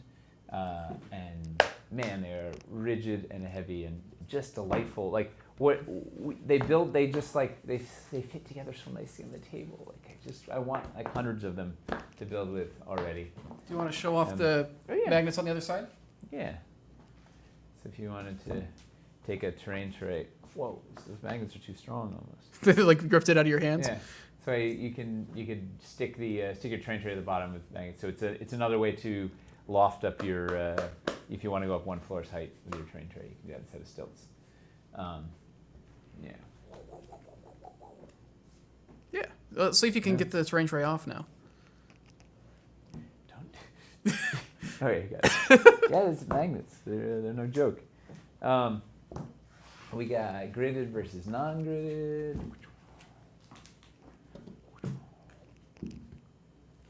There you can see the subtool grid. Not so subtool, just enough so you can read it. Yay! The B in subtle is subtle. You realize? What? The B in subtle is subtle. These are facts. Yeah. It might even be silent. It actually really annoys me that we have a B in there, actually, now that I think about it. The English language Like- is absolute nonsense. Like, trying to explain it to my kids as they asked me all these questions, I'm like, yeah, that's just another exception. Can add it to the list of the 100 other exceptions that you asked for. Like, you know, it just none of it makes sense. Somebody just asked to see the battle boards next to the terrain trays. We didn't really notice this. Give a little comparison. Is that the same texture? different No, art. it's slightly different art. All right. And then somebody's also asking if battle boards are the future, if we're going to be doing any cities battle boards. I can't. Yes, but we're gonna do terrain trays also. But yes, there will be battle boards in the future. Like these, they are just. They're satisfying. They feel more like a thing. Not that the terrain tray doesn't feel like a thing because it's a thing, but there's something about having the 11 millimeters of verticality. It just feel like it's really satisfying. They're like, I don't know.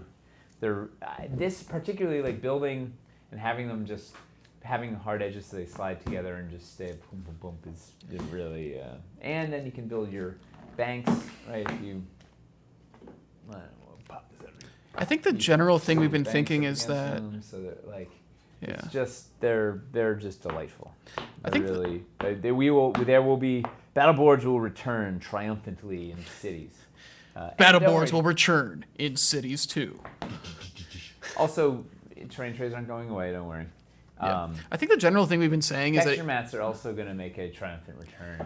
I think we'll see what flavor, but yeah, because those are awesome. I think the general thing we've been feeling is like terrain trays and mats are good for like liquid stuff, and battle boards are really good for solid ground.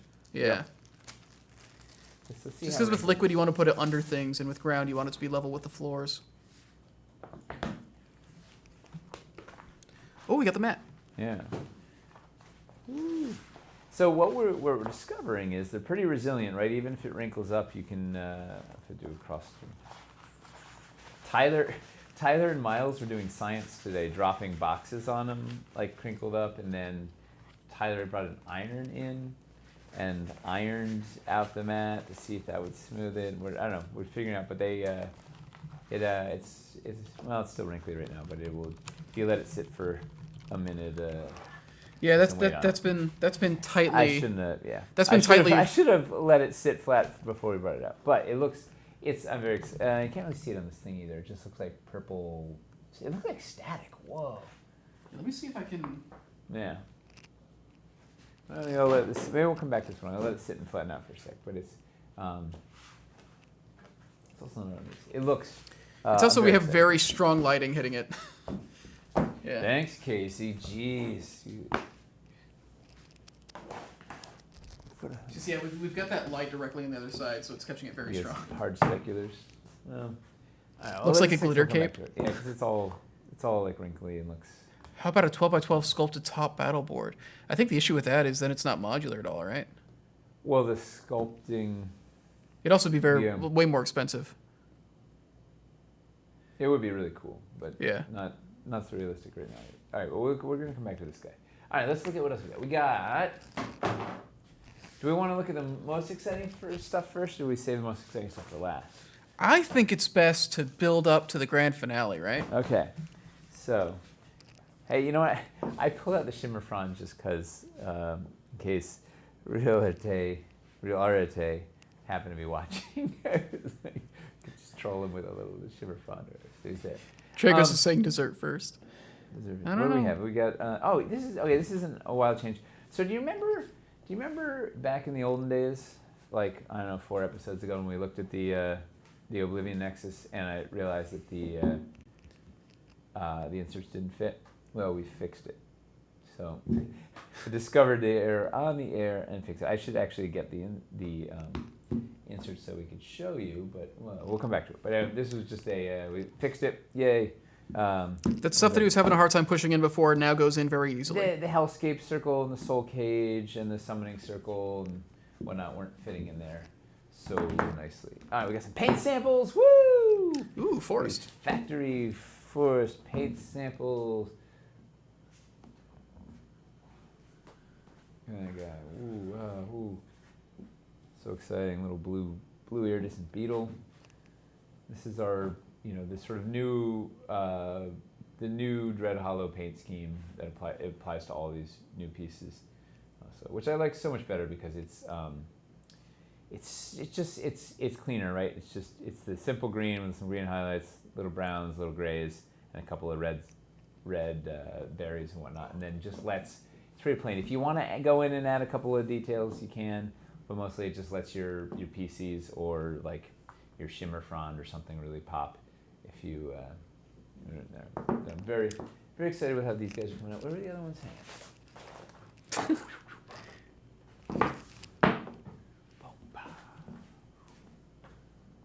We got the clearing and this is the straight path. It's the clearing. Oh, those are different pieces. Yeah. Huh. Yeah, one's got the rock on it. Well, this one has a trail. You see the trail going on there, as well as a rock, and the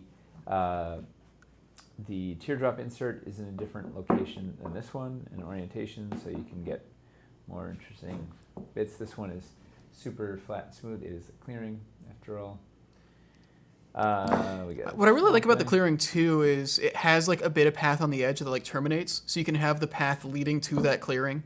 It could. So here's a couple of fun things. So that you could use this rock as a terminator, this rock as a terminator, this patch as a terminator, or this patch as a terminator. Trail terminators, right? That's a lot of terminators. Also, there's a lot of terminators.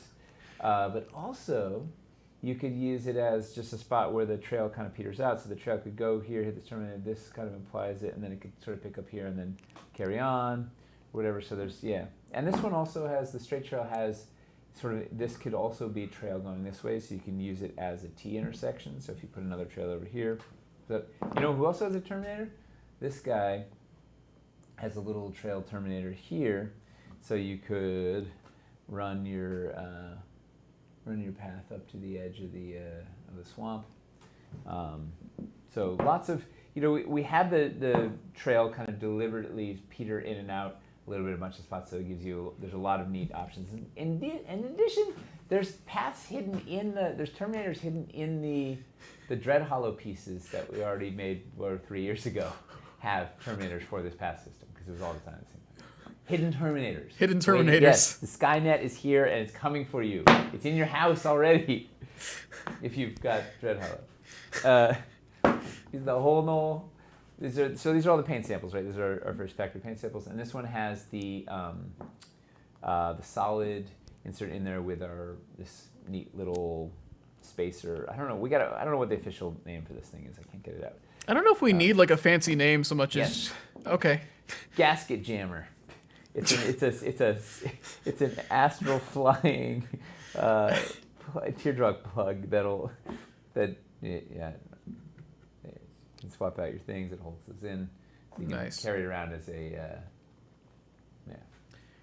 one solid unit. Malvernus says he can't wait for these. His campaign's a swamp campaign. You could use those. There's not a lot of swamp terrain out there. Like it was a thing like realizing like there's not a ton of stuff to make swamps with out on the market yet. I mean, there's not a lot of sculpted forest floor terrain or Exteriors are just really hard to do, like sculpted. this like pit. Nice. It's too close. Yeah. This guy. All right. So we got those bunch of beautiful paint samples. Got the puddles. So someone was wondering if this would work with the original Dread Hollow paint scheme or just the new one. Look, yeah, it's pretty similar to the original. You will notice some difference for sure, but like there's variation in colors in nature, right?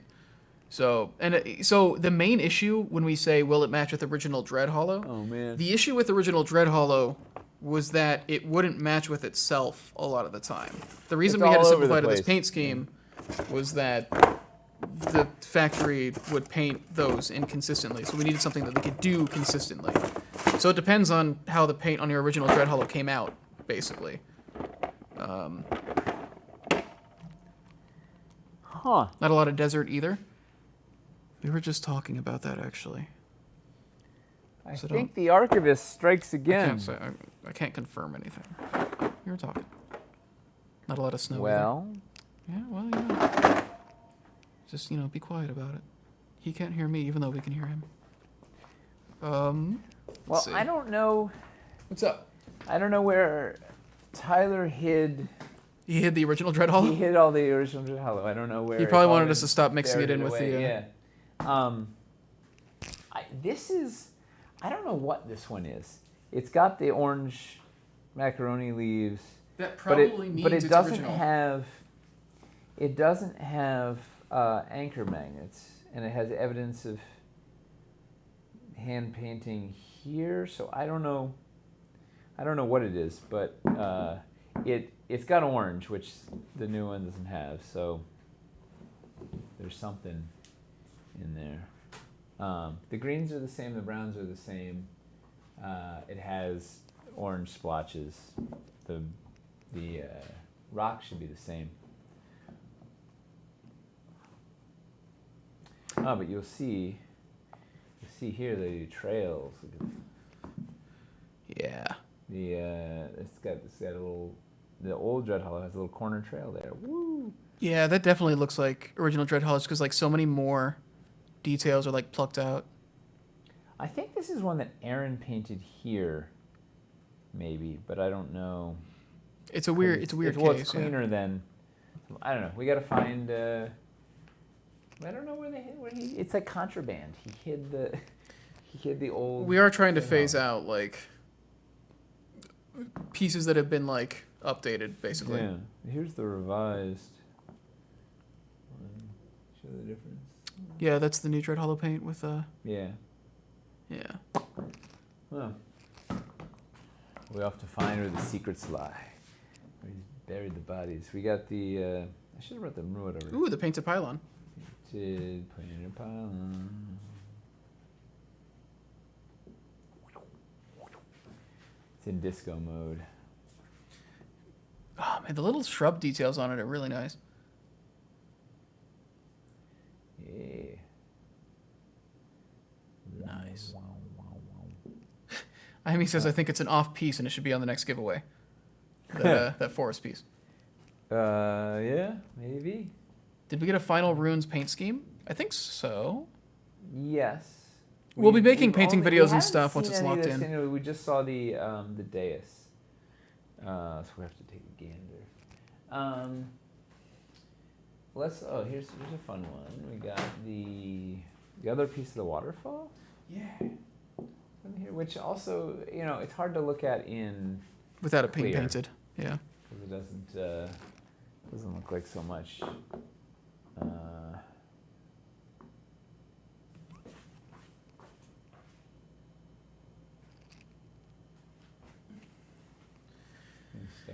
Yeah, it doesn't look like anything. Just imagine it. Yeah, it's really hard to catch the details when it's all clear. Clear casting confirmed. Are we for sure doing clear at this point? I'm 90% sure. I believe we're doing the clear with they do the transparent ink wash. Can we see the back? Is the fish still there? Yeah. On the back of the. Nice. Oh yeah, you can make them out. Yeah. Let's see what he's there. Yeah, when the light catches it right, you can definitely see the outline. Looks like a mouth guard. Clear cast means now I can make a blood waterfall. Yeah, I'm sure people are going to make like sewage waterfalls and stuff. The blood waterfall for the blood god. Let's see. What else we got? We have. All right, this is not exciting, but it's Prepare to be underwhelmed. It makes makes a difference. And this is classic Tyler. Oh, the rods. Do not mix. Keep separate from first production. I think you'll find that people are actually excited about this stuff. This is Tyler trying really hard to keep me from just burning the house down. I should have brought a Drishstone over. So this was a Tyler idea too. So as we were testing the fit with the rods and the various holes that the vertical sockets. The edges of the rods were kind of tearing up the dwarven. It was a little hard to get in. So, Tyler kind of noticed it, testing every single piece as it came in, whatever. So he was like, is there a way can we like soften the edges or whatever? So this is a beveled, it's hard to see, but the ends of these are slightly beveled, so they don't tear up the dwarvenite and they go in a little easier. So it's like the most minuscule change, but you feel it when you get them and put them in. Let me get a Drishstone.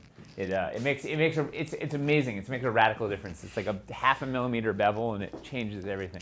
Dragos, I see you playing reverse psychology in the chat. Fish for the fish throne. Blood for the blood waterfall. I'm really excited to see people's custom paint jobs on this.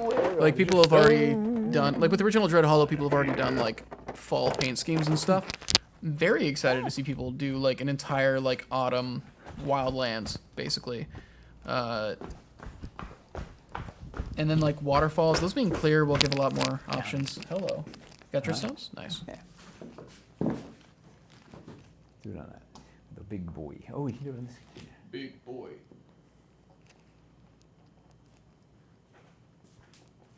Boop. Particularly when you're like popping in there, they sit.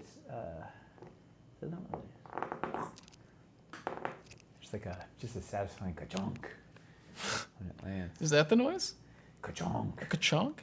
You know what we're missing? Our rainbow on the cars. front. That's the. The front lighting. That's like, where's Senior Rainbow? It's over here. Throw that guy over if you'd be so kind. Get a little. Let there be light upon the prototypes. Not prototypes. The test shots / paint samples.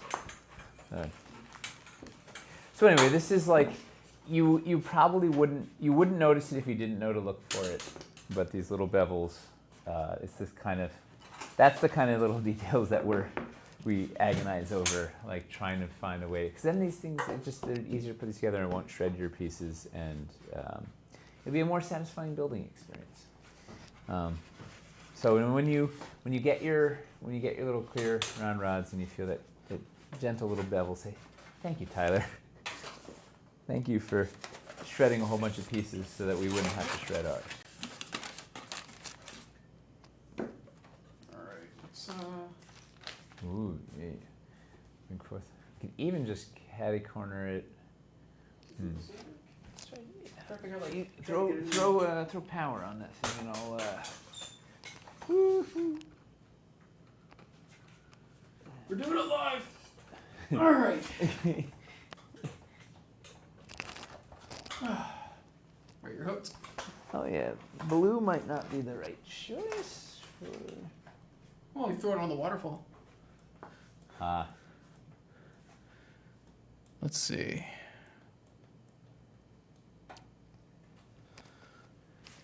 Oh yeah, that's doing stuff.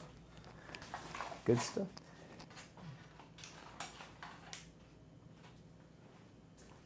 Good more.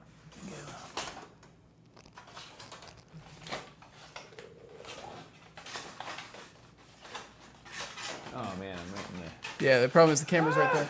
I see. That's why Hold on. I can. All right.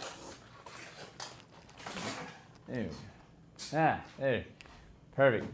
All right. Needs a Got some background. light. Yeah. All right. Woo. Let's take a look at that. Yeah, just stones floating with beveled rods. Okay, now here's where we're gonna get a little crazy. So, do you remember? It's a trick question. 21st night of September. Oh. So, I don't know if anybody remembers the Odyssey of not that Odyssey, but our Odyssey of the great and mighty the square rod holes, right? So we had this awesome plan for horizontal pieces. We were going to have square rods because we wanted to suspend driftstones out so they wouldn't rotate. Of course, I didn't bring any of the round rods over. So we were going to have these square rods that would stick out sideways, and you could put your stuff in, but I didn't want them to rotate if you put minis on them. So we were gonna have square holes, square rods, and we carefully sculpted these little square holes that were hidden under the layers of rock and fit in. And it was great, and it was everything. And we got to production, and the factory said, "Oh, we can't do square holes." Of course, they ended up doing a square hole in the log, the trunk extender. So Don't worry about that. Okay, so they said they couldn't do square holes. So we said, well, what can you do? And they said, we can do round holes. And so they're like, yeah, just stick a round rod in a round hole. I'm like, no, but I don't want the round rods are going to rotate. I don't want it to rotate. So they're like, fine, stick a square rod in a round hole. And we said, terrific. And I'm like, well, the square rods need to be a certain thickness so they don't break, so they can suspend these things horizontally. But then the round rod, the geometry on the circle that has to fit the square that's large enough to the thing, the circle is significantly larger than the square. So all of our perfectly hidden sculpted circles, our squares now were like almost double-sized circles, and we're kind of breaking out of the thing that was hiding them before, and now look circular. Like a square hole actually can look more natural than a round hole because there's particularly with this limestone, there's a lot of square type cracks. Like if you look, all this stuff is square. So now we have all these damn round holes everywhere, right? Round hole, round hole, round hole. So it was really irksome. So we went on this. Remember that Odyssey I was talking about? So we went on an Odyssey to make thing cover. I should have brought the first one. So we did so we made a little stone. I wonder if we have it. I don't know if we go to it. We made a little stone plug that we could put in there. And I was like, listen, this is what we're gonna do. We're gonna make a stone plug, and everybody's gonna get one. You're gonna get a stone plug for everything that has a hole. You're gonna get a stone plug. And Jay's like, fine, it's tiny. Like, how much could it cost me? Whatever. Guess how many stone plugs it takes to fill in every single round hole in Wildlands? Probably in the tens of thousands. 65,000. Yeah. Plus we need extras and whatever. So, so 65,000. Turns out 65,000 square plugs is kind of, stone plugs. It's costs a little bit. So, so I was like, okay, well, but how expensive could they be? And times 65,000, doing, we made these little stone things, we dry brush them, do a whole thing. It's pretty expensive. So I was like, okay, well, we can't dry brush it. Like, we can't. We're gonna give these to everybody for free. We can't dry brush the thing.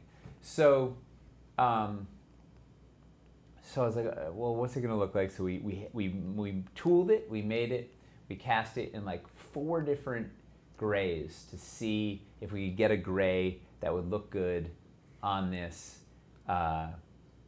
unpainted, because it was gonna cost an enormous amount of money to paint 65,000 stone plugs plus all the extras we need for things, whatever. So none of them looked good. It just looked like an off-colored whatever. So we're like, oh man, how? And I had Aaron repainting the thing, pretending it was a new, different, just casting color and whatever. And finally she said, we've got these little green patches everywhere. What if it was foliage? Like, what if it was something that was alive? Could we put that on?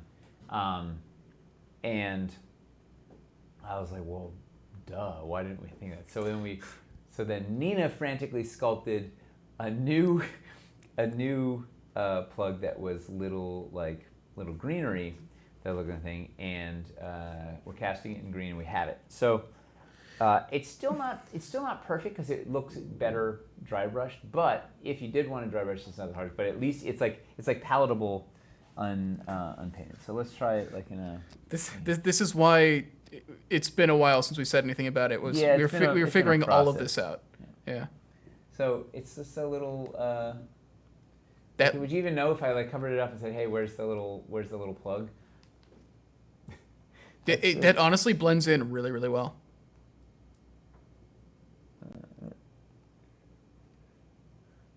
Yeah, like right? even if little, like so like it's this little guy, and it's I don't know if you can see. It's got leaves. Can you zoom? Yeah.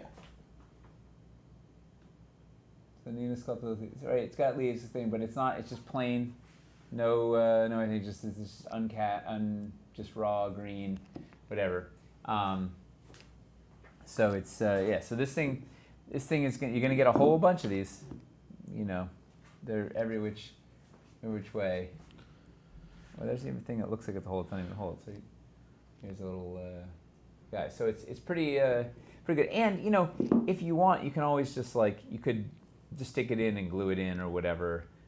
You could give it a little dry brush with a little green if you wanted to cover it up or whatnot. But it's a pretty good solution, I think.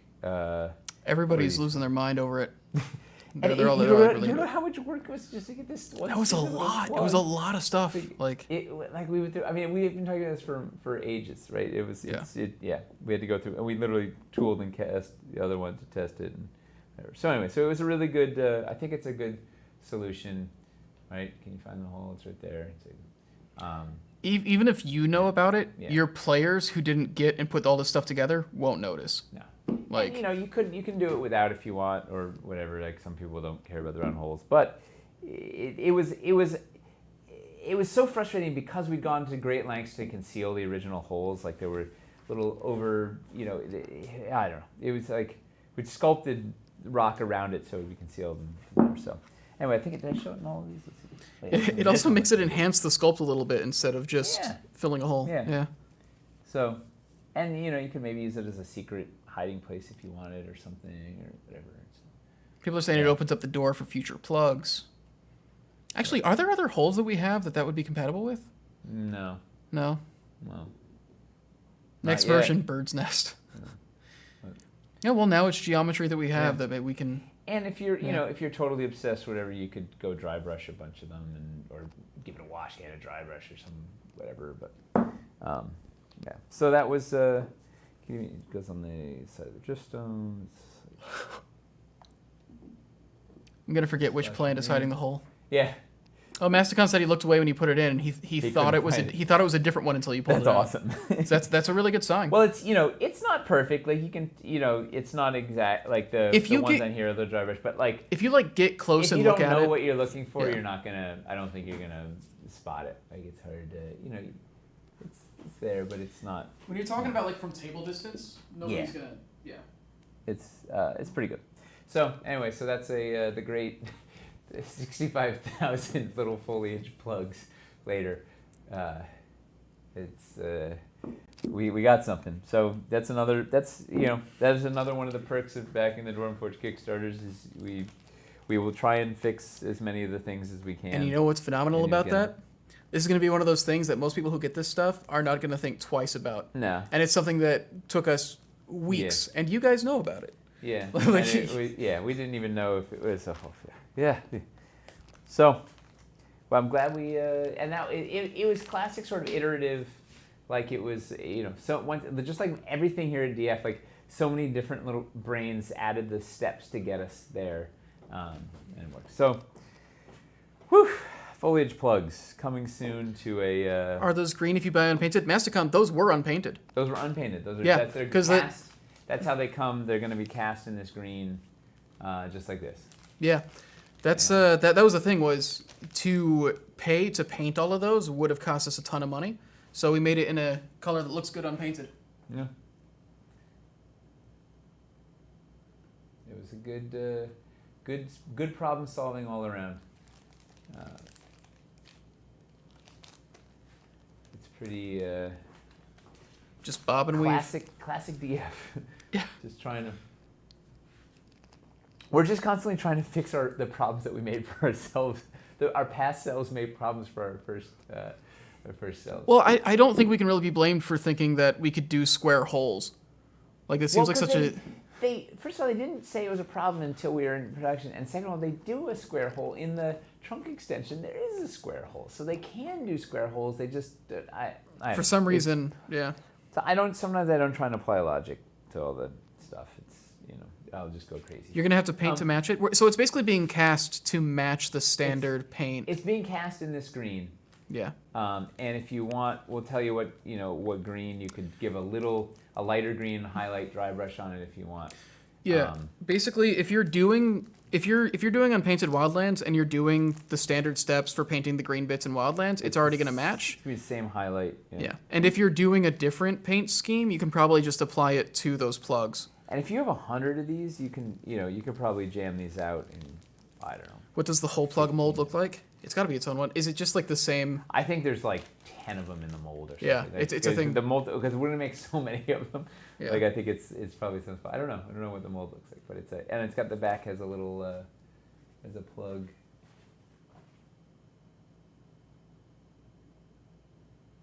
Wow, trying to find the focus on something that small is wild.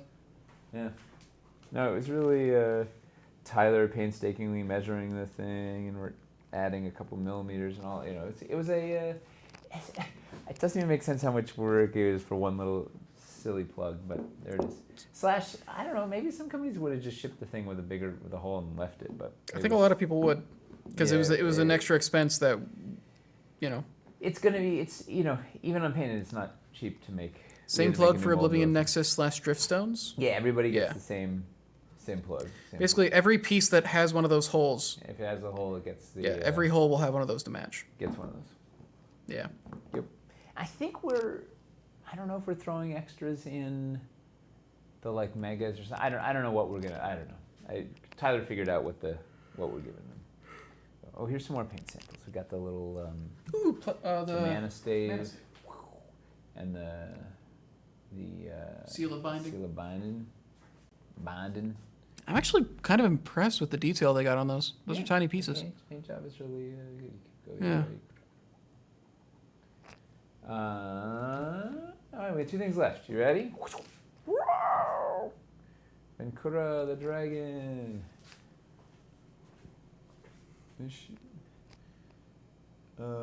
And this, she has been a nightmare also, in that I think they scrapped the initial mold. They were having all sorts of problems. All these little spines were causing a whole bunch of problems, and they couldn't get. They cast her in regular Dwarvenite, and she wouldn't stand up because she's just too. She's too. She's got too much body going onto two. She's touching the ground in. Essentially, it was basically 2 points, right? The back of the tail and the leg were the 2 main points. So they modified the mold, and so the wing tip would touch the ground, although it's actually not in right now. I don't know if she got bent or whatever. And then she still wouldn't stand, so they cast her in a more rigid Dwarvenite, and she still wouldn't stand. She'd bend over time. So then we've gone to a new, harder Dwarvenite that we've never used before, and they're so angry about it. We didn't, we only made, I don't know, we made 1,000 of the dragon or something, and they're like, you guys, we went through so much to just make this dragon. They're not, but she exists. Here she is, and she is in very rigid Dwarvenite, and she will stand. I love this sculpt. It's a really, really cool dragon. Yeah, she's a good one. So this is so look forward to it. And then we have the last piece. We've approved. We will have every single piece. Point with look who's here. We have 99 shipping problems, but a bayou barge is not one of them. That's how the song goes, right? Yeah, exactly. Okay, I pretty much nailed it. I've got a lot of Oh, you know what I need to do? Coming from Queens. I need to go grab the other boat. I have it. Oh, you have it? Yeah. Nice. So, after trials and tribulations and what is a tribulation? I don't know. It's Hey, chat. What's a tribulation? Yeah, Chuck. He's probably got a. It's one of those. It's one of those Star Trek monsters, right? They just keep multiplying. Yes, monsters. It just sounds like a synonym for trial, right? Yeah, I don't know. Yeah. It's a Bible thing. If not a single Star Trek episode has used the title Trials and Tribulations. That would, it's a missed opportunity. I think the problem is Star Trek takes itself seriously. You think Star Trek takes itself seriously? Yeah. They still have tribbles. They still had the trouble with tribbles. Trials and Tribulations is not that far off. Yeah. Like, sure, it takes itself seriously, but like, it doesn't take itself seriously. Like, they still had to tell. They still had to tell Patrick Stewart to lighten up. Like, lighten up, Pat. Basically, like. Anyway, we gotta buy you a barge. Yeah. And I don't know what tribulations are, but apparently they're a cause of great trouble or suffering. Ooh. According to Tamarack. So it sounds like a more. I'm just gonna start using that because I only use it attached to trials. I'm just gonna tell that and vexed. After something is vexing me, it's causing great tribulation. Nice. That was from in Gladiator when Joaquin Phoenix is playing the Emperor. That's actually a really good Gladiator name. Joaquin Phoenix. Joaquin Phoenix. Yeah, it's his real name. Yeah. So he's like, I'm vexed. I'm highly vexed, and it just like stuck with me forever. I'm like, that is just. I have to just use that all the time because it's the most spoiled way of saying you're annoyed with something. It's like so good. Anyway, this is the bio barge. We have it, and look, it works. It breaks apart. We have. So here's the thing. Did we ever tell anybody about this? So this we have the smuggler's hatch in the back here, but it's a pretty tight fit, and I think when it's painted, it'll actually be really hard to see, and it's hard to get out, right? And so originally, I was like, well, maybe we'll drill a hole in the bottom, and you can like pop it out with a paper clip. But then if you're doing it on the DM table, it's everywhere. So we have them, and I don't know how that's going to work. We're converting, but they're going to have there's going to be a piece of metal on the underside, so you can use the golf tee that that comes with the floors, the false floor lids, whatever. So you'll be able to magnetic golf tee it off to open it up to do a little reveal if you want to have a treasure hidden there or a skeleton jump out or whatever the heck. So that fits. Thing, boom. All the pole accessory holes work.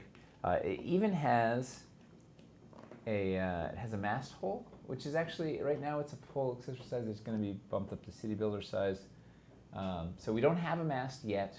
But spoiler alert, we're making a mast hole, so you do the math? Mm-hmm. You do the mast.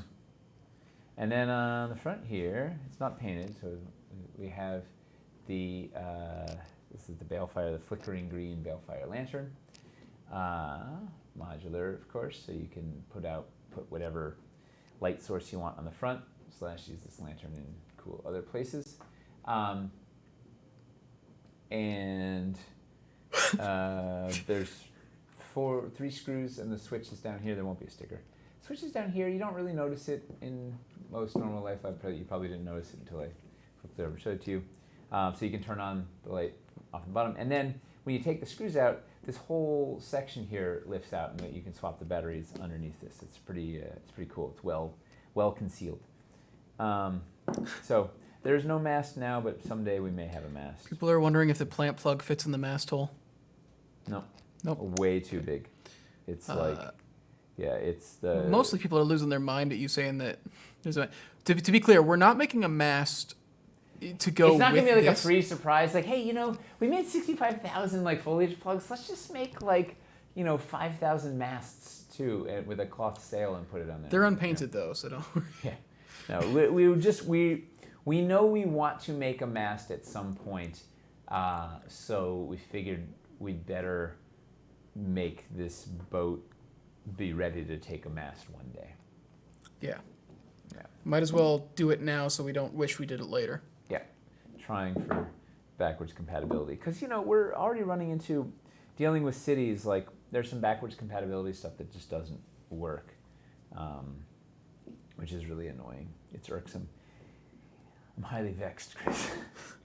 the city's backwards compatibility. Nobody will understand the tribulations that we experience. Tribulations, the foliage plug.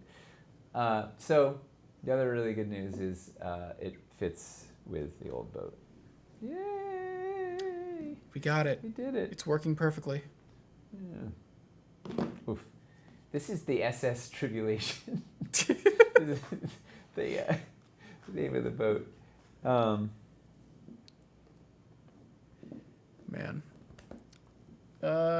We got any questions? Apparently, according to Mad Roboticist, Trials and Tribulations was a Deep Space Nine episode. Mad Roboticist has been busy on Discord, huh? You sent me like 10 pages of.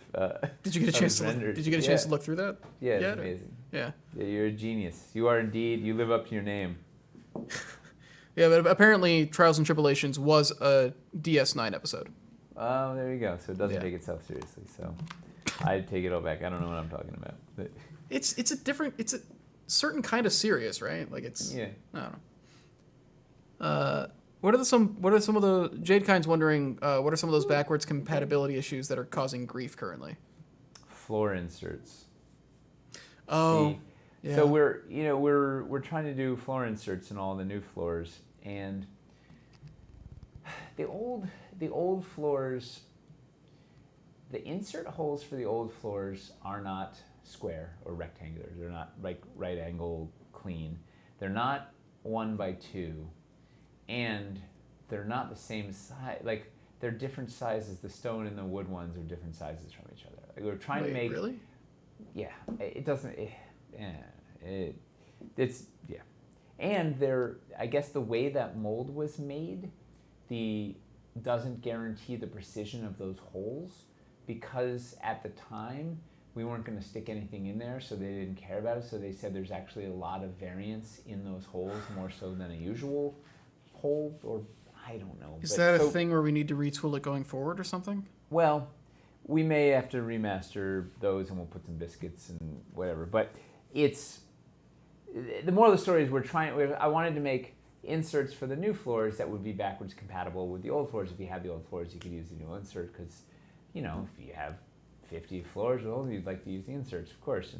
And it's just not like, it's just not going to work. Like, it's so much annoyingly harder than it should be, and it's a mess. So, So if we want to make inserts for those, we'd have to make specific inserts for those old floors. So I'd rather just retool the old floors, throw an anchor magnet in there, throw biscuit holes on the sides and whatever. But yeah, no, it's really frustrating. Yeah, I can imagine. Yeah. So that's like that sort of stuff.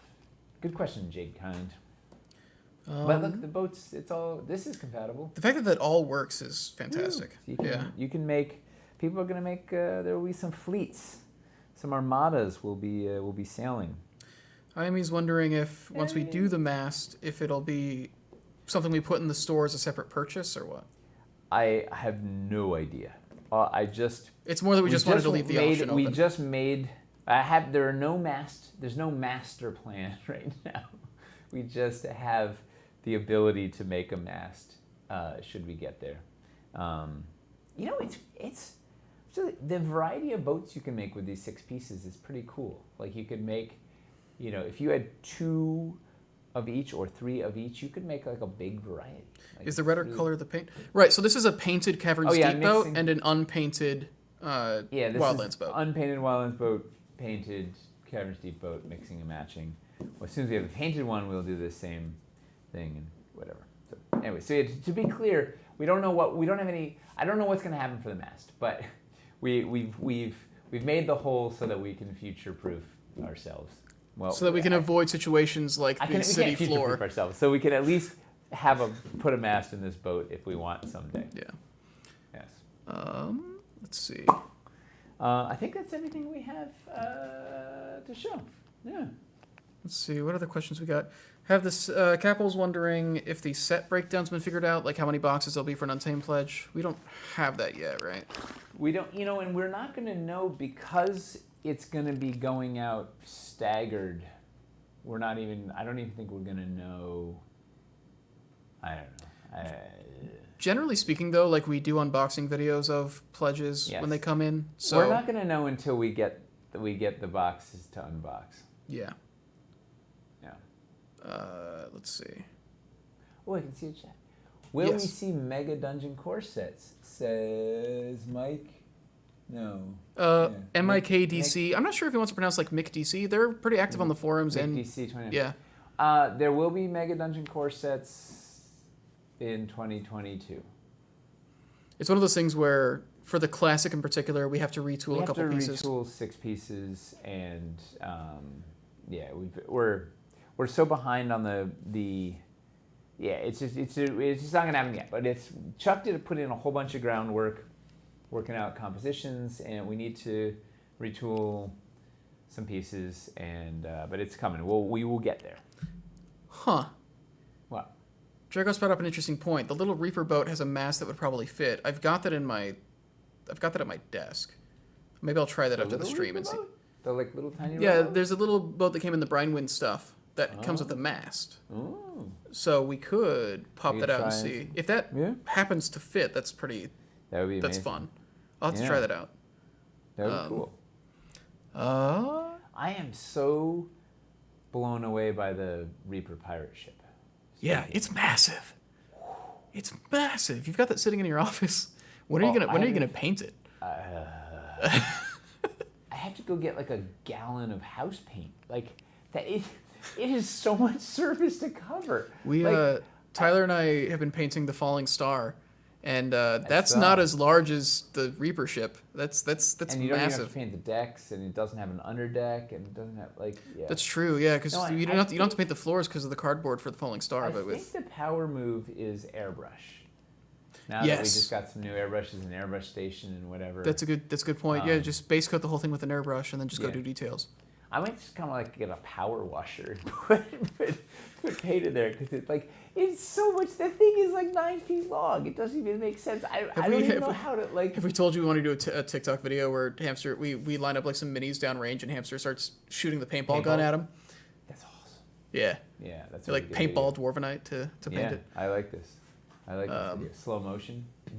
All right, what else we got? I saw one that was interesting earlier. Holy moly, is there plans for the new city set to help make large taverns? Like great ways to put floors together, large floor tiles. It's one of the things we've been thinking about, for sure. We want to make large taverns. Ways to make larger buildings is one of like our primary goals. Larger buildings. Yeah. Is there anything? Oh, Michelle's here. Hi, Michelle. Mega Dungeon was the first time Chuck and I did some building since we moved to Pennsylvania.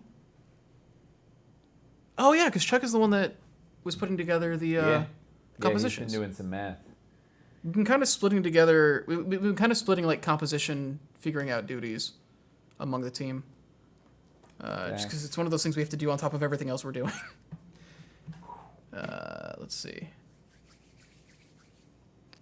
Any other big questions? I think we should definitely wrap it up soon, because it is getting late. Yes. Oh wow. Yeah, it's later than I thought actually. All right. Well, guys. I have to get that boat painted before. Do you have a plan to use it? Comes. So do you want to put it in the battle barge and the big Reaper boat? And somebody else realized that tiny Reaper boat actually does float in water if you put it in. Have we tested to see if the barge floats in water? It's got LEDs in it with a switch in the bottom. I don't think that's a good plan. That's a really good point. Yeah. Also, it's modular and has cracks built in as part of its design. That's also an extremely good point. Yeah, maybe let's not do that. Science. Yeah. We'll film that too. The SS Tribulation will take its maiden voyage. It's like. All right. Tape the bottom. All right. Cool. Awesome. Well, everybody. Wait. So is this all the test shots then? We've got the barge. We've got. This is everything. We've seen everything now. We've seen it all. So now it's just paint shots. We've only seen about half the paint samples, I think. But yeah, this is And we've like approved it all, yeah. Like they've got all the molds good, basically. They had to fix the hole for the mast. They have to fix the metal. Right, because we're making metal. But the actual like outline of it, we got. We had one other, but yeah, they're cranking away. Other than a couple of molds, they're full steam ahead, casting away, painting away. Awesome. Yeah, it's pretty exciting. What's not exciting is we have zero control over the international shipping situation. So like the nightmare scenario will be if we get all the stuff done, the container and it's just sitting there waiting. If we keep getting bumped the way our restock that was supposed to go out in May that has been bumped off 4 boats that is now supposed to go out in another week or 2, which we still need, we're not booked yet, and we don't know if this one it'll get bumped the 5th time. If Wildlands ever, I don't know. It's really frustrating. There's not much we can do. Jay has explored a couple of other avenues, and nothing has borne fruit yet, other than waiting. So Kodiak Bear's saying goodnight. Kodiak. Oh, also we got some news. Having a middle interview. Rabbit told me update on Old End. Oh, Rabbit. Who was hospitalized a couple months ago. He just got out of the ICU and is now on therapy. It was COVID, and he's recovering from it now. They've got him out of the ICU finally. Wow. So. But he weathered the storm. Yeah. Okay. He made it, but like it sounds like it was months of like. Yeah. So get vaccinated, wear a mask, and be safe. Let's get this over with. Because even all that's not safe. Like you know, like you're still like you can still get. Old Ent, for those of you who don't know, who aren't on the forums much, Old Ent has been like a long time. He's a crafter. He's posted like tutorials for so much stuff. Like he's been there forever. Yeah. Wow. So yeah, the good news is both because Old Ent and Kodiak both had their health scares like really close together, and it sounds like they're both making it and alive. So that's sending out lots of good healing thoughts to both you guys and to everybody out there. On that note, be safe, be good to each other, have fun, play with your terrain, enjoy the time. Just stay inside and play with your Dwarven Forge. Paint your miniatures, and we'll see you. Oh, so next week, Chris is out next week. That's right. Stunt Double is coming in. Yeah, we're doing some fun stuff, so I'm not going to be here next week. And I will be out the week after, and my Stunt Double's coming in, so you have to tune in to see who those Stunt Doubles are. Yeah. And until then, we'll see you next week. Yeah. Thanks for hanging out with us. We appreciate it. Oh, and follow, on the bottom, if you're not already, follow Dwarven Forge on all of our socials. Particularly sign up for the newsletter for our email if you haven't yet, because we're going to be sending out info about our next Kickstarter soon. If you want to follow me on Twitter, I'm @Nate Taylor, NateTaylor, and I tweet terrain stuff. Sometimes I tweet stuff up a day or two before it goes out on the other things. And Chris, where are you if they want to follow you? Brooklyn. At Chris London Film on Twitter. I think I have the same tag on Instagram. On Instagram, I really just like every month and a half, I just post like mini updates basically of the stuff I painted. Twitter, it's mostly a lot of weird jokes. As opposed to your really normal. Post on the normal ones, yeah. Yeah. Perfect. Well, with that, good night.